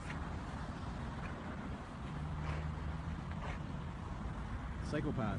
Yeah, so isn't it amazing how the person who is driving a truck, who's trying to do his job, okay, trying to deliver the hogs, the chickens, or whatever that was in that truck, he's the lunatic, not the people who are jumping out in the middle of a 18-wheeler. No, they didn't jump out in the middle of an 18-wheeler. They stood in plain sight in the road as a form of, well, I guess it's a form of, it's not a form of protest necessarily. They stood in the road to make a request that the driver stops for a few minutes, yeah? So they're out there in the middle of the road, the driver sees them, okay, and decides he's going to run into them. They are not lunatics for trying to pause traffic to document what's going on in the truck. If the truck was full of dogs, then this guy would be saying they were heroes for trying to stop the truck, and the truck driver's a psychopath, just like they said. But because they're pigs, this guy's, he's just trying to do his job. Ridiculous. They're not, these people are not psychos for calmly standing in a road to try to plead with the driver to pause for a few minutes, mate. No, they're not. The driver who tries to run them over, knowing they're there, watching them, is the psychopath. Yes. Trying to block him from doing his job. Those people aren't the crazy ones, right? Thinking that you're going to stop a guy, again, who's literally just trying to do his job. No, it's not crazy to request someone to pause their truck so you can see inside the truck. It's not a crazy request. It's a reasonable request. Yes, the truck driver doesn't have to stop, but there is a way of doing it without smashing into the activists, yeah? So, for example, what the truck drivers normally do when this happens is they come around the corner or they come towards you, they slow down and they keep crawling forward to give you, and they say, and they can shout out of the window, I'm not stopping, move. And then the activists, if they stay there, you know, they're going to get slowly run over. You know what I mean? They're not going to stand still. Well, this guy didn't do that at all. He's going fast. He's accelerating at them. That's why he's a fucking psycho. Absolutely. The guy was right to call him that. Absolutely amazing. It's absolutely amazing. Again, these people want to play victim after doing something very, very, very dumb, and they tried the wrong truck driver because that guy didn't really stop, right? He was like, hey, you know, if y'all gonna, you know, play stupid games, then, you know, you win stupid prizes, right? You F around. That quote is, I've heard that. I can't even tell you how many times people have said that. It's like they're a part of a hive mind. Play stupid games, win stupid prizes. Ah. And the funny thing is, these people are happy when the people they care about, the causes they care about, people play stupid games, because if it's something they care about, they're happy to see people who are brave enough to go out and stand up about it, right? But when it's something they don't care about, then it's a stupid game for a stupid prize. You know, it's crazy how that shifts, doesn't it, depending on the situation. For example, if this were in Cambodia or some country where they put dogs in trucks, again, I'll use dogs, this guy would not be calling these people idiots or crazy or psychos. He would be calling them heroes. He would say, look how brave they are standing in the road trying to stop this truck full of dogs. Oh my God, like amazing. These people are you know, we need to reach out to them. We need to give them support. They're heroes. They should be, you know, I don't know. We should get people out there to help them. That's what he'd be saying, stuff like that. But no, because it's pigs, he draws the line there. And you find out, okay, that's exactly what happened. Now, thankfully, they weren't actually ran over, okay, but, you know, hey, it seems as if these vegan activists aren't really willing to die for what they claim they believe in, right? You ain't really die for it, okay? They hopped in front of the truck driver thinking that the truck driver wasn't really about that life. See, what's funny about this is that he's a complete moron. Made this video 4 days ago, didn't do any research on what actually happened, because actually an activist did die. Because a truck driver did exactly what he did in that video to somebody else, and she couldn't get out of the way. She couldn't get out of the way fast enough because he came around the corner so fast and he killed her. So yeah, somebody did die, mate. So awkward that you didn't know that, really. Except that he was. And the issue here, guys, is that, you know, this is happening way too much, okay? We see these people who are always mad about something, right? The woke activists are always mad about something, whether it's people mad about climate change, you know, people mad about people eating animals, people mad about police brutality, systemic racism, or whatever. These people are protesting all the damn time, right? You're protesting all the damn time, and the first thing these people want to do is that they want to block traffic, right? They want to interrupt and inconvenience everybody else's life just because they have a problem. And people are getting sick and tired of it, man. I mean, like, for example, we've seen so many of these protests in Europe where these people, the first thing they do is that they resort to blocking traffic. And again, people are getting fed up with the nonsense. No, I'm about to get locked up 54 years for my parole if I don't make my goddamn job. And y'all are so inconsiderate. No, We're live streaming right now. No. Come on, man. One lane. I'm asking one lane before I go to prison, bro. One lane before I go to prison. President Biden declared climate emergency. Hey, come to the lot. Go to jail for what you do.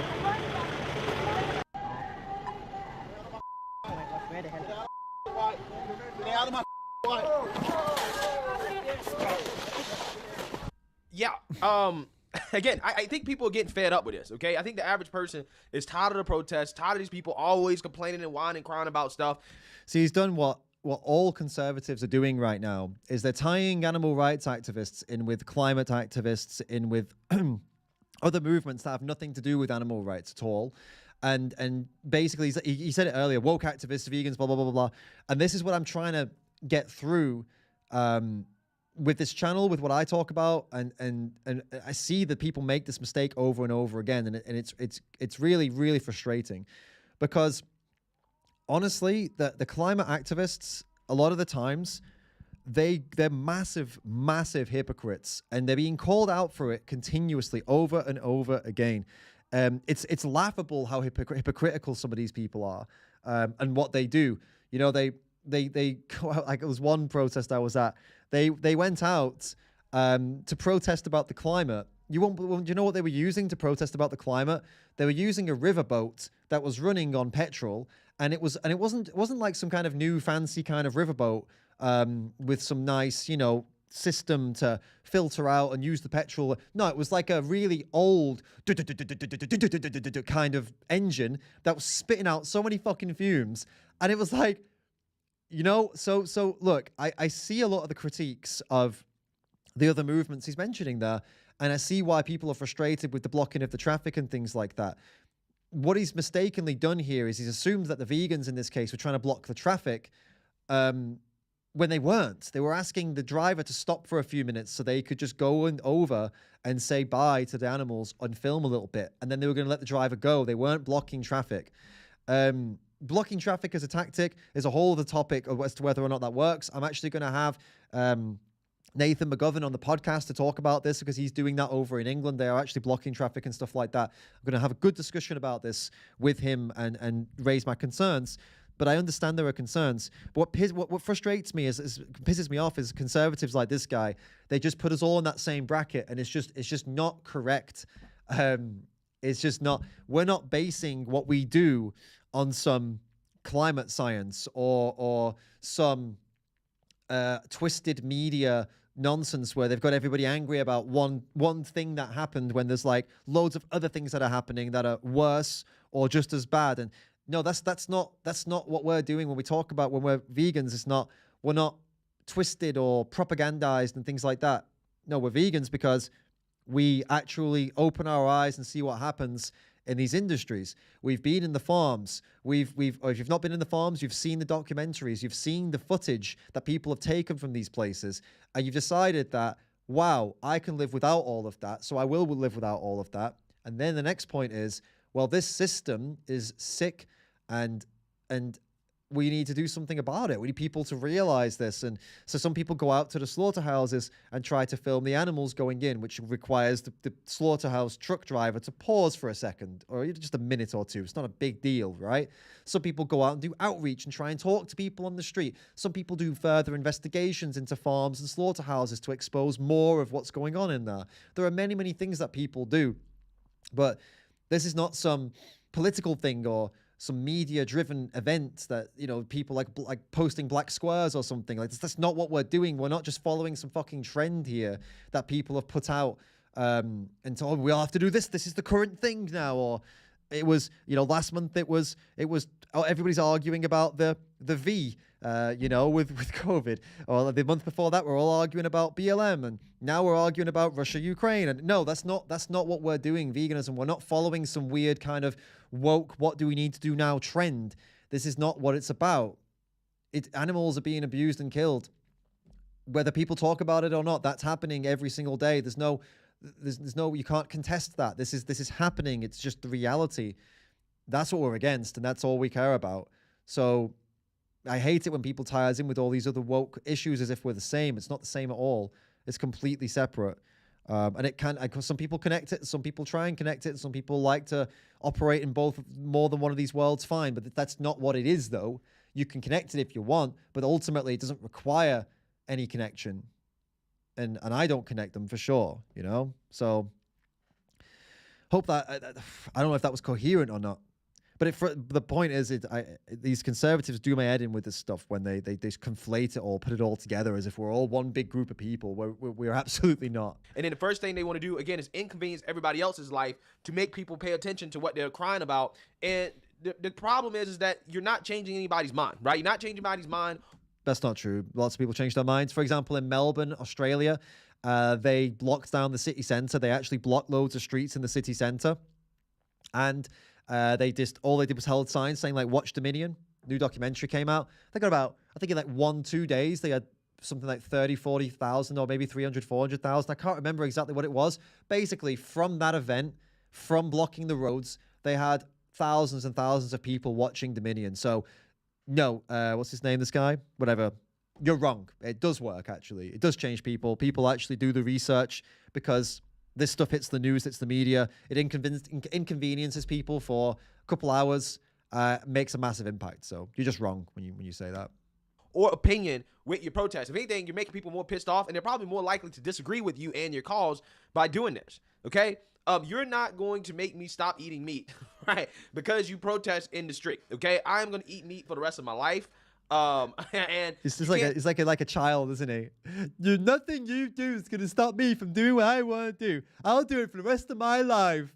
It's like, you know, how do people this simple get famous? Well, I guess I feel like more and more simple people get YouTube famous, you know. And obviously he's saying things that people like. People like that he's talking like this, because they don't want to change either. They're all in the same boat. None of them want to change, so this feels good to hear someone saying this, and that's the only reason that people will like what he's saying. Stop it. Now, you can stop eating meat.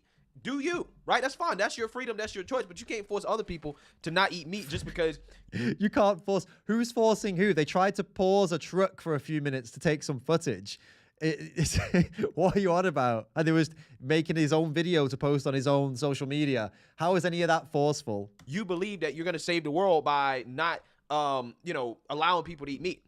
No one said about saving the world. They don't want to be a part of a system, a part of a violent, disgusting industry that makes massive amounts of profits off the back of lying to the consumers and torturing, abusing, and killing animals. It's not rocket science, mate. Again, I wish all these protesters who are so emboldened to do this in the West, right, in Europe and in the United States and Canada, go do it over there in China. Why would people from the West travel to China when there are just as bad things happening here as there are there? Explain that. Come on. You got a minute left of the video. Let's go. Right. Go do it in China. They're the main polluter. Go do it over there in China and see how well that works out for you. Okay? He's got it so funny.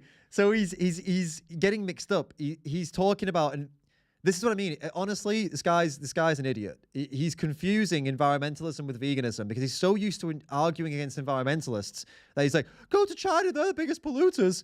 But actually, we're talking about veganism and animal rights here. And he's not realizing that. He's so used to just saying the same thing to activists. So go to China, that he's not made the connection here that this is not relevant for vegans, mate. You need to adjust your argument here for the vegan activist, not for the environmental activist. But go on, finish the point. Okay, if you're not doing it in China, I can't take you seriously, right? I wish they would literally just go to China, go protest over there, again, and see how the CCP likes it. See how much you can get away with it. And I guarantee you they probably stop, right? But see, the problem here in the West is that, the West, the people have freedom of speech and the right to protest. Oh my God. Oh, it's so terrible here, isn't it? This irony now. He is a conservative, so he is all about free speech. He is all about human rights, like not human rights, but the right to protest, the right to say what you gotta say. That's what this guy is all about. That's what conservatives are all about. So how are you going to get out of this one? You want activists to go to China where they don't have freedom of speech rather than exercising their right to freedom of speech here in your country. How does that make sense? So we're not really allowed to do anything about it, right? They're allowed to block traffic, and because they're woke, right? Because they're liberals, right? You can't do anything about it, and people are getting fed up with it, okay? People really are. I don't know about not being allowed to do anything about it. I mean, the police do intervene in these things. It's just that they can't take everybody out. There's usually quite a lot of people blocking these roads. It takes a lot of resources to remove them all and arrest them all. So I think it's probably just more of a resource thing, to be honest with you, and that they don't want to allocate that many resources to something that I guess isn't urgent. I don't know. I couldn't explain it, but it's not just because it's always because they're woke, they're not getting taken out. I don't know. There must be another reason, but I wouldn't say it's that. And you're seeing the frustration start to play out here as people are just they have a zero tolerance for this stuff. Okay, You know, you're just rambling and repeating yourself. This guy, I don't. It's a frustration. It's a frustrating thing when you see, honestly, you see YouTubers with such a big following and such big view counts, and they just chat shit. Yeah, proper shame, you know. And it is happening more and more lately, and yeah, it sucks. It really sucks, you know. All right, let's see what Matt Walsh has to say about it. And you know when I said earlier that they repeat themselves, these people, they say the same shit, they just repeat each other. Look at that. Vegan activists played a stupid game and won a stupid prize. That's 2 days ago. So the guy we just watched, he literally said the same words, and then a couple days later, Matt Walsh comes out with the exact same thing. And it's going to be the exact same video, I guess. Let's have a see. All right, finally, this video went viral. I don't know where or when it was taken, but it's apparently, from the way it's being described, it's apparently vegan activists somewhere who are protesting a slaughterhouse. And their way of protesting the slaughterhouse is to try to stop a truck from going into the slaughterhouse. They're saying that the truck has animals in it that are being brought into their demise. And so they want to stop this huge truck from going in, and they have their way of attempting to do that, which doesn't work out. Spoiler alert, doesn't work out too well for them, but here's the video. So again, it's like they don't understand that they're not trying to stop it. They're trying to stop it for a couple of minutes. I think this is like a weird, all it would take is a quick Google. What is a vigil? What does the Save movement do? And you'd understand it.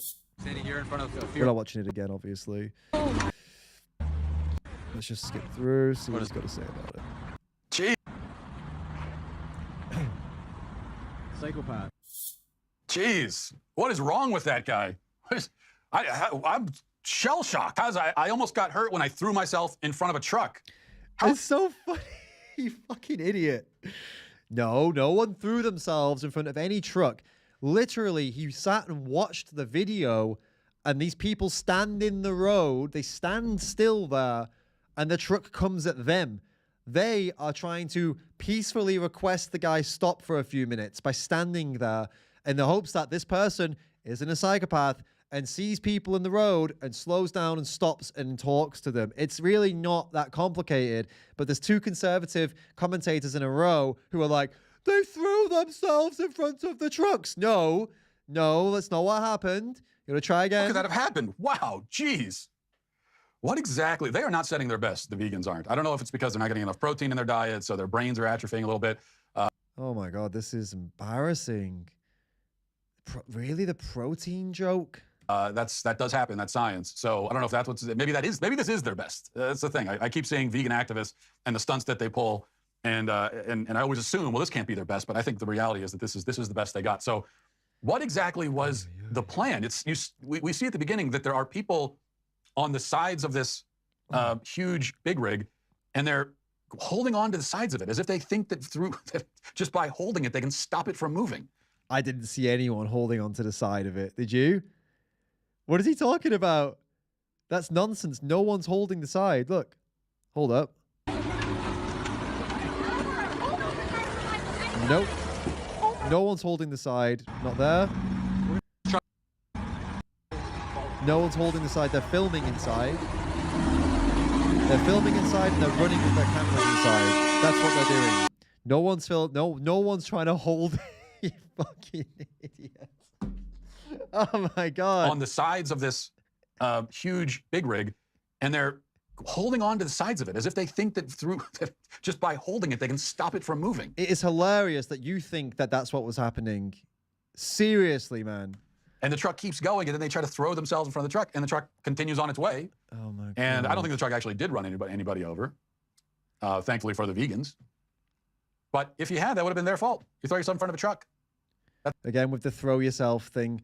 It's really sad. It's just because it's like, it's not even trying to be reasonable. It's not even, there's not even an attempt here to understand what was going on in the video. It doesn't make sense that people would be grabbing and holding it back. We know that because they weren't. They had cameras or they were touching animals inside. That's what they were doing. The people who were stood in the road didn't run out into the road because that also wouldn't make sense. That would end up with them dead, right? They stand there and they make sure the driver can see from the corner, and then it's up to the driver as to whether or not he's going to be a violent asshole and run at them, accelerate towards them, or if he's going to slow down and stop and have a conversation with them. He needs to decide what it's going to be.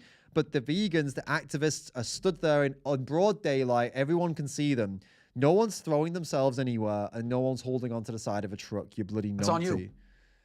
And by the way, you know, when you've got, even if they are a bunch of noodly armed vegans, even so, when you have people, mobs of people trying to stop your car in the middle of the road, the safest thing is to keep going, because he knew. The guy knows who they are. These people are out every single week at that slaughterhouse, and the drivers know them. It's not like he's just like driving on some dark road and a mob comes out. Oh my God. You've seen what happens in the past. When you stop for these people, you get pulled out of the truck, you never know what will happen. So for your own safety, that is hilarious. And also for the safety of that precious cargo in the back on its way to the slaughterhouse. And for all the rest, the sake of all the rest of us who want to enjoy that delicious bacon, you have no choice but to continue going. What a complete and utter numpty he is. Ridiculous, huh? It almost seems like, honestly, at this point here, he's looking down, by the way. Again, down. Wait. Let me just do a bit of body language analysis here. Hold up. He keeps going down, down, down. His eyes going down every time. Look, down, down, side down, down, down. See? That tells me, right? Just bear with me on this. Maybe I'm trying to be good here. Maybe I'm trying to give him more respect than he deserves. But that's not the body language of somebody who's confident in what they're saying. Like, I'm looking down because I'm reading, or I'm looking at your comments, or I'm looking at this video. Potentially that's what he's doing. There is potential that he's looking at a tablet. But I don't know. Because when you're confident about what you're saying, you look at the camera, you look off, you look at the camera, you don't look down to the sides. That's when you're lying or you're not confident. I don't know if you guys know this, but it's like subtle body language. And I'm looking at the comments again, by the way. I'm not looking down. But it's subtle body language. When you're not 100% certain of what you're saying, you do look down and you look down to the sides. I mean, I'm pretty sure that's how it works, yeah? But, yeah, okay. Okay, there's two things going on. It's either he's looking at the laptop like I am. I keep looking down to my laptop. It's natural. Or he doesn't actually believe what he's saying. He's just saying it because he knows it'll get people riled up and they'll be happy with him. Because I've heard him do on Joe Rogan, and he's not that much of an idiot. And I've heard him in other conversations and debates, and he's not an idiot like that. This was a really stupid take. Like genuinely, it seemed like he was trying to be dumb because he knows, like someone said in the comments earlier, common denominator. You make comments, fucking hell. You make content for the common denominator, as in the morons of the world, and they tend to be the ones that love you the most, right? I mean, if you're in a position like he is, or like those TikTok stars are, the silliest people out there, the ones who are very simple and very like, oh, someone did a funny, oh, bacon, huh? They love that so much, you know, and you can get so many of them. And I think this could have just been for him, just like fly the bacon flag. And he might know it's a stupid comment. Like he feels it inside that this is an easy comment to make and it's dumb, but I know that's where I get the most love and the most funding, so I've got to make it. You know what I'm saying? Do you think I'm onto something with that? David Ram's the body language expert. I am not a body language expert at all. I'm just saying I found it unusual that he kept looking down. But then again, like I said, it's probably because he had a tablet there, to be fair. It's probably not what I said. But yeah, he didn't seem very confident. Towards the end of the video, especially when he made the bacon joke, he seemed like he was embarrassed to make the joke, honestly. But I feel like, yeah, maybe he was, to be fair. I would love to see him on your show. You would rip a new one. He would never come on my show. He's too big. But maybe in the future, if there's some things that we're doing, projects that we're working on that could put us on the map, and that could end up with, we could possibly end up with having some opportunities to, talk to people like him if he wants to. Maybe more likely Piers Morgan, to be honest with you, not so much this guy, but totally I would take it. Obviously, I would take that opportunity if it came up. Yeah, for sure. For sure. But what a silly video that was, hey? What a silly, silly video. Should we take a look at Mike the Vegan's new video about vegan dogs and cats? A new study on vegan diets for dogs and cats. Have you guys seen this yet? It's quite a long one. If maybe it might be a bit too heavy. But ultimately, I just want to see what the takeaway is. We can start it, and if it's just too super data heavy, we'll go for something else. Hey, it's Mike here, and today we have a reasonably large study on kitties and doggos and whether or not they should be fed a vegan diet, or really just the impact of that diet from various studies. We all love our cats and dogs. I've done videos on this before. I have had dogs, currently have Diego, who's super cute, and he does eat V-Dog, which I believe is a well-formulated vegan diet by a company who, what's going on with if they were messing things up, would get some major flack, so they are really making sure everything is in there. And I have definitely seen a lot of negative comments about vegans feeding animals a vegan diet, pushing their ideology on the animals, because it really is the case, especially with carnivore cats, that they are not naturally eating a vegan diet. So the question becomes, if it's not coming from animals, are they getting what they need? That's what it is at the end of the day. They don't live off souls. Some cats kind of act like they do live off souls, but it's nutrients and macronutrients, etc., that keeps their body running. So we'll see what this study shows. But this is a review right here that looked at quite a few studies. And so even though it's not 100% definitive, we're getting some pretty solid answers, especially on some of these other nutrients like taurine and carnitine, and whether or not these dogs are coming up short on them. The answer is very interesting. And I did just want to look through the study with you guys, do something a little bit different this time, and just show you getting to it. The journal is MDPI, really the subjournal of that is Veterinary Sciences, and it is a systematic review. So it's not a meta-analysis, so it's not going to be looking at statistical, results as much, but it is going to be looking at a lot of different studies on cats and dogs here. There's more so in dogs, but we still have some good findings in cats that they show. And it is from some people out of Mexico, how they included the studies that they did and how many they included. I'm going to skip through. They looked at quite a few. There were upper final studies included in the review, which is really very few studies in the 90s. Pandemic, and so a lot that came out in 20-page study. I figured I'd start on page 22 here. They only have a graphic of a cat, they don't have one of a dog, but some of these cross over in terms of the nutrients of concern. Especially we have taurine, which is one that a lot of these, really all of them, right, plant-based diet deficient. I'm gonna go through interesting. We have see if we can get to the kind of conclusions as I don't want to sit here and go through an entire study with you guys. It's non-randomized experimental trials. We even have, it's not exactly the most riveting content. Have a couple, I don't think anyway, experimental randomized trials here, which I think are good. Some of these are just vegetarian, but a lot of them are 100% vegan or plant-based. You can see what they looked at. Some of them were interested in different things. This one did blood hematology icons here, and we can see that body weight remained the same. A lot of things, actually, look at this. Essential amino acids from this study actually went up, which is pretty funny. And it's because these are planned diets. And so a lot of these cheap commercial dog foods are just throwing a bunch of, animal factory waste in there, in addition to probably some starchy fillers, which dogs are adapted to eat more than wolves, which is interesting, shows that they've been living with us eating starch for a while. And so we have a couple things that were a little bit lower, like choline and betaine. But again, we're seeing some things go up, like taurine actually going up in this one on the diet that didn't even have meat in it, which is really interesting to think about. And then a lot of other things were equal. Interesting. It's because it's supplemented with taurine, so it kind of checks out. Like I've seen there's some vegans that get better B12 readings when they do the blood tests than non-vegans, even though we're the ones that are supposed to have the B12 problems. But because we actually focus on our nutrition, we tend to have actually better results on that kind of stuff because we're actually paying attention. For this one, they found body weight, poop score, digestibility. It was all equal from these studies.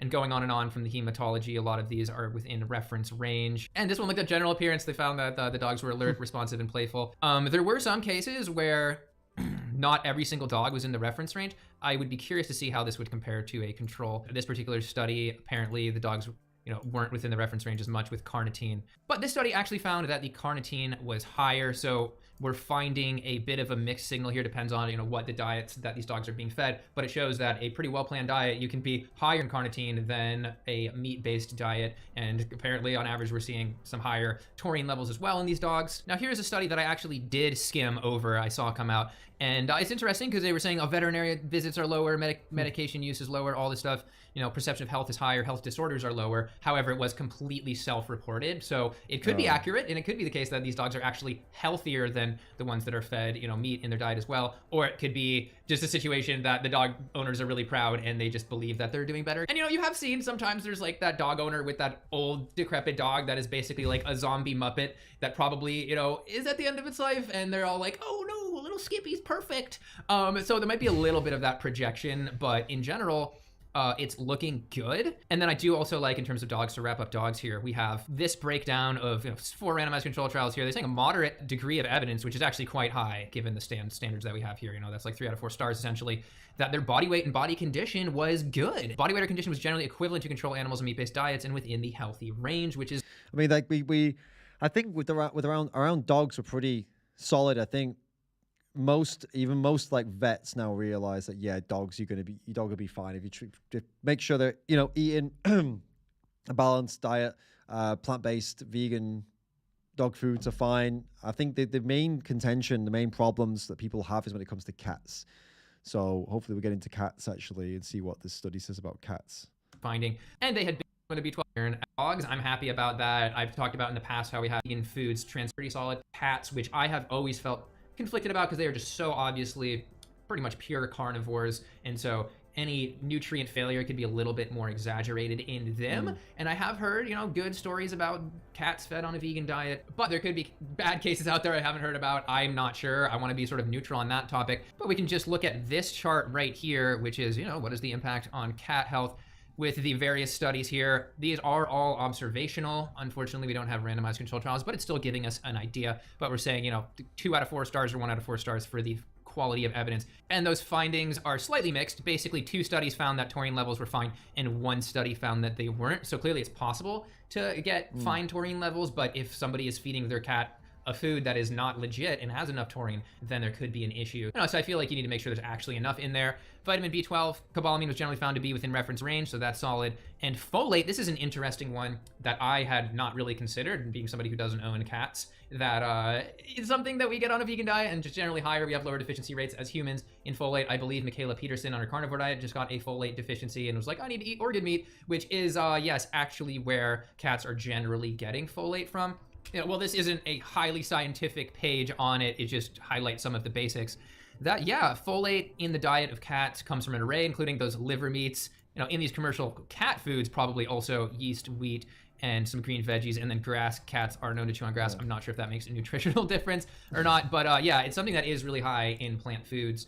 Compared to meat itself. But then for a carnivorous animal, they're going to be getting it from organ meat. So they just have to make sure that that is actually being taken care of. And so going back to the study, it was the case that folate was significantly decreased in cats because some of these cat food companies or cat food supplements might not be putting it in there yet. They obviously need to do that. So I would say if you have a cat, make sure you got that in there. But this source does even say that it's not unusual for feline to experience a deficiency in folic acid. And this is not an article about vegan diets. So it appears that this is an issue across various cat diets.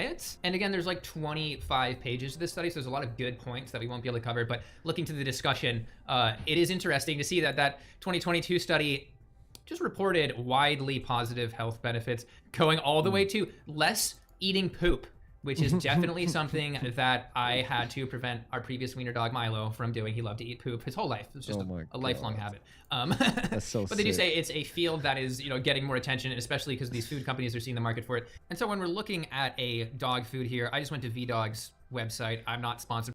Okay. And so but I wanted to get more your into the cats, B12, your V complete, and the animals to be feeding these other. I'm going to share this as a response. No. that I was trying to make. For guardians wishing to feed their pets vegan diets at the current time, based on available evidence, it is recommended that commercially produced vegan diets are used, since these are less likely to lead to nutrient imbalances. I know a lot of people are cooking for their animals, but you want to make sure you have at least one of those well-formulated additives that you put in, which is probably similar to what they're putting into something like VDog. Fair enough. So yeah, I guess it's kind of, these studies seem to just kind of confirm what we already knew. Basically, that dogs are pretty much fine. You can get dogs taken care of really well, but the commercially available vegan cat foods are still not quite there yet. And that's where some people have vegan cats and they're plant-based cats, and the cats are absolutely fine. And then some people don't, and then they throw the baby out with the bathwater, and oh no, it's all wrong. Everything's fucked. Like, oh, this is really bad. And it depends on where you are. It depends on what you can get. It depends on the cat, and it's not I didn't listen to the whole video obviously just now, so I can't. I skipped through a little bit because I'm impatient. But the takeaway does seem to be that it's still not it's still a bit tricky with cats. The solution really as a vegan is if you already have cats. I mean, you got to try, right? You got to try and do something. But if you don't have cats, the solution is probably just not to get a cat, like not to adopt a cat, adopt a dog instead, or adopt any animal basically that doesn't require you to kill other animals to feed them. Because there are lots of animals that need adoption. If you want to bring an animal to your home, bring ones that don't require you to do that. Like bring a bunny to the home, or bring a dog to the home, a bird, some pigeon. You can adopt pigeons. I'm not even joking. There are tons of places that have rescued birds, rescued bunnies, rescued dogs that need homes just as much as any cat would. And as a vegan, you don't want to be part of the meat industry by feeding an animal that's in your car. So it's kind of a win-win, really. You take some other animal that needs a home, and you don't take an animal that requires that. I feel like that would probably just be the safest bet right now. I'd say, for sure. Well, yeah, cool that Mike, the vegan, goes through that stuff. There's kind of like studies and delving into them for videos never really been my strong suit. So I do really appreciate that other people do it and give it the time and understanding that they deserve, because then obviously people like me can watch their videos and get a general grip on it and point other people to those videos if they want to see kind of what's going on or what happened and stuff like that. So yeah, very cool, very cool. Hooey. Well, I guess you guys are questioned now. It's been an emotional stream today. We've gone through quite a lot, haven't we? We did some questions, we reacted to some videos, we reacted to some proper numpties. It's been a numpty packed one. Oh, I'll tell you one thing I want to show you actually, that I was I couldn't believe the levels of nonsense that people are going to. Check this out. You guys seen this on Twitter? They've started. Look at this. They've started for Valentine's Day packing meat and green onion and spinach like this. Have you seen this? How sick is that? Is that not just the sickest thing you've ever seen? I saved this. I wanted to show you guys, see if you've seen. No, Mark hasn't seen this before. What is wrong with people? Like what is actually wrong with people?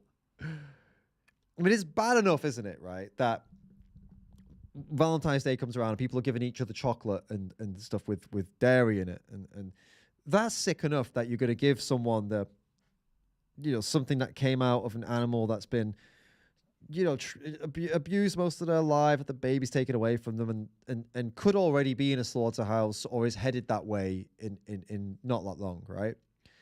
And you're going to give it to somebody as a gift. And dairy's bad enough, but with dairy, you can give people a bit of a break in that you can't see it. It's inside the chocolate. So it's there and it's no excuse, but you can understand that why they don't consciously think about it, right? You get it. But with this, there's no getting around that. It's not like you can pretend that it's not a piece of flesh. It is. You can't pretend that an animal wasn't killed for it, because it's the only way to get it. So it's just another level of wow to me. It's just another level of disconnect of human sickness, isn't it? It is a sickness, isn't it? It is a sickness for sure. Gareth Cook says things like this just insult people's intelligence. I agree, and I think most things today, most like marketers, most companies, as we've seen today, most YouTubers, most personalities, most things that are aimed at the public, it does feel like they're aimed at dumbing people down with things like this. It's like, oh, people are so simple and stupid that they're going to see this and go, oh, that's really, I'm going to give that to someone. You know, I see when I was back in England, the TV there is just, the TV, the programs that are on, the shows and the ads, it's like I felt like insulted by them most of the time. I mean, it's been years since I've watched TV in England, right? So I sat down with my mum and we watched some TV, and Annie as well. And some of the stuff that was advertised as coming on, like some of the programs and some of the things that were on as well. I was watching, thinking, I feel like they feel like I'm an idiot. That this thing is designed to treat me like an idiot. The adverts are designed to be attractive to people who are idiots, or to dumb you down and get you more used to this kind of nonsense, so that, and then you get used to it, so you become more of a like I don't know what the word would be. They dumb you down, right? That's kind of the point. And so it doesn't surprise me, stuff like this. It feels like we're going backwards in a lot of ways, or at least it feels like the ones who pull the strings want us to go backwards. They want us to get dumber, not smarter.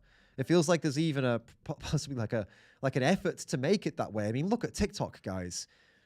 Look at it. It is literally an app that's reaching millions and millions of people, and it's all built to make you stupid.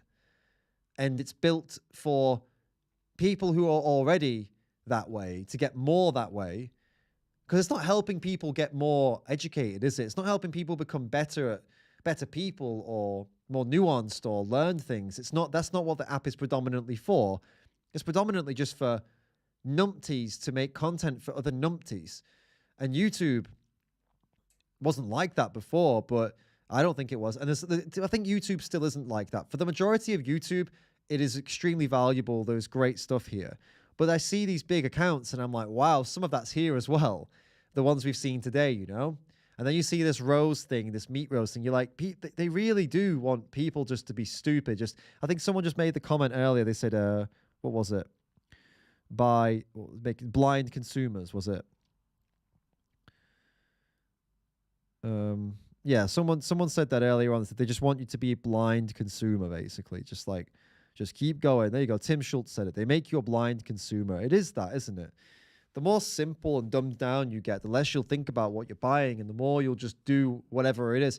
And the thing is that, and I noticed this the other day. I'll tell you a story. I was sat outside the other day, just at this kind of touristic area of the city, and there's this guy, and they have these kind of fortune tellers, and they use a rabbit to tell your fortune, a baby rabbit. And I was looking at him thinking, you know, you're a scumbag, because this poor rabbit's just sat there terrified, and it's just a horrible situation, right?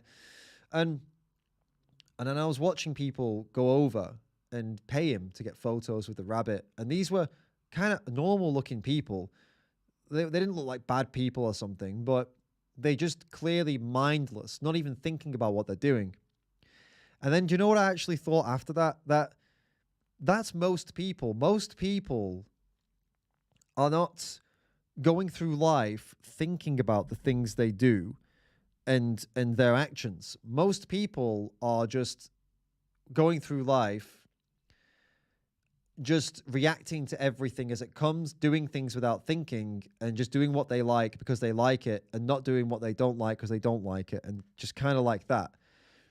And the way I kind of the comparison I kind of made back then was that we all like to think that we are evolved right? We look at monkeys and apes and whatever, and we say, oh yeah, we're more evolved than them, and we are, but not so much.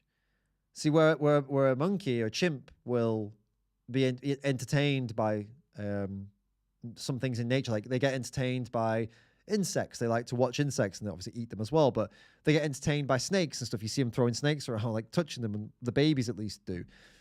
And the adults also get intrigued by things, like when you see them interactions with people and stuff. And the only difference between us and them is that now it's not just the natural things we're entertained by and distracted by. It's also the internet and people with bunnies in the street and bacon and things, cheese, right? There's a lot more for us to be distracted by. But ultimately, I think most people are still in that chimp mindset where it's just, oh, that thing's interesting. Oh, that thing's tasty. Oh, that thing's that. Without actually thinking. And that's the thing that separates us out from other animals, is that we have the ability to actually think about whether something is right or wrong before doing it. But most people don't. They act like chimps. They continue the chimp mind. And don't get me wrong, I'm not saying I'm better and I don't do that. I don't act like that when it comes to animal products. Like that's one area that I definitely am not a chimp in, chimp mind in. But in other areas, I'm sure I've got a chimp mind as well. And it's now we've got to kind of, decide at this point, is our fight to try to get all these people to get rid of the chimp mind? Or is it to try to make it so that they can continue with their chimp minds, but the world has changed so that it doesn't matter? As in, that's where meat substitutes come in and dairy substitutes, and you can get plant-based bacon, plant-based burgers.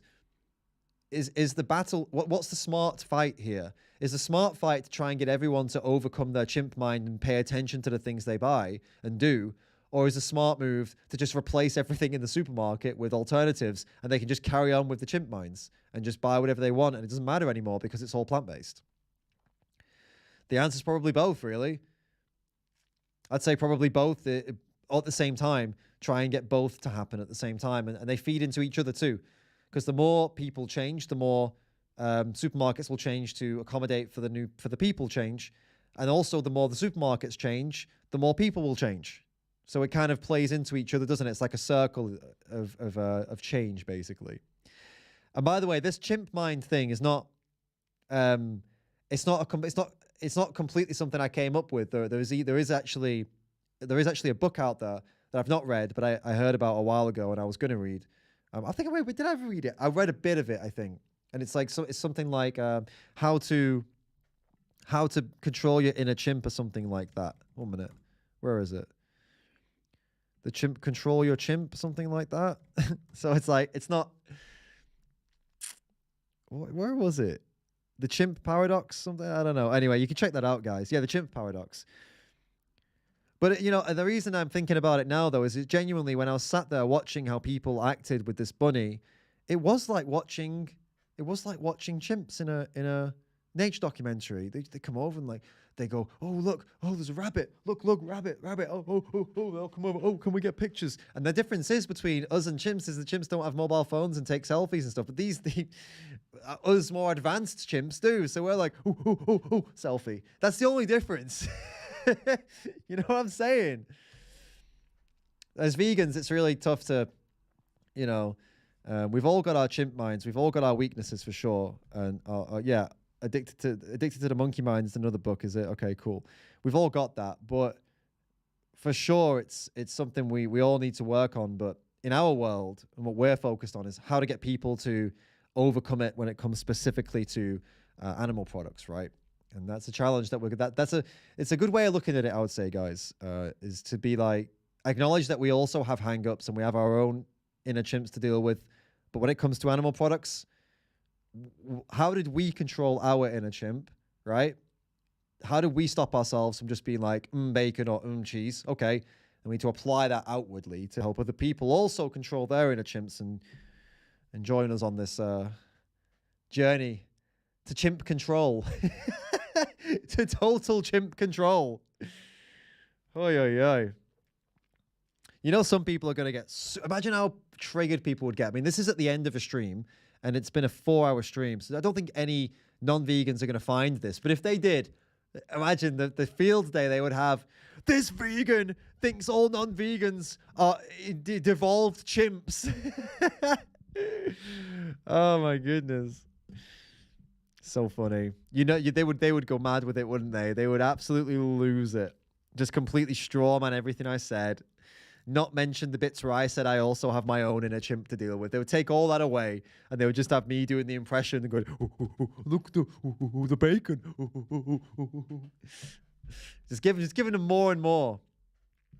And anyone in here who wants to do some edits, you are welcome to do some edits of that. I invite you to do some silly edits. Why not? Why not? Hey guys, look, it's been fun. Let me tell you something. I want to eat. Yeah, it's past my dinner time. I'll tell you that. It's way past my dinner time, and I'm not eating on stream.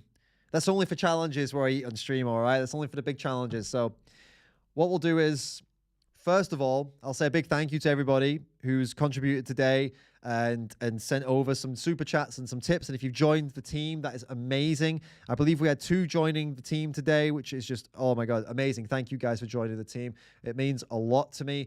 And it's the only way this can continue. I've shown you, I've shown you the YouTube income and how small it is on shorts and how small it is on the channel. You know, even with the big videos. You know, so you really are keeping the channel alive and keeping us going forward, making these great videos with these strong vegan messages. So if you want that to continue, if you want to be a part of making this continue going and keep making these animal rights vegan videos, which I've got big plans for. The shorts are reaching non-vegans almost exclusively right now. Like every short I post has a ton of people in the comments that are not vegan. So I'm really piling it in there. So help me get these out. Help me help more animals with getting these messages out by joining the team. You can join the Patreon team where you'll get access to the DMs. You'll be able to message me personally and we'll be able to talk, which is a really cool bonus. But mostly you'll be able to help me make these videos, which is obviously the most important thing about what we're doing. And then secondly, if you don't want to do the Patreon team for whatever reason, you can join the YouTube membership team, and then you'll get the green logo and all that good stuff as well. So that's also a big win depending on what you're into. But either way really helps me out. So please do consider doing either one of those or both of those if you're a super ultra insanely legendary legend. That's what I was going for. Definitely consider it. I will enjoy your lettuce and cardboard. Thanks, Gareth. Appreciate it, mate. Oh, yeah. And by the way, one more thing. Remember, these T-shirts are up and available. If you're a no BS vegan like me, definitely pick one up. I'll go this way. There we go. I think it's really cool. I'm going to be wearing this a lot. It's a statement, isn't it? It's definitely a statement. So get on the website, pick one of those up. That also helps the channel, by the way. It's davidrams.com. Go check it out. You might see something that you like. And I will catch you all in the next video. Keep calling out that BS.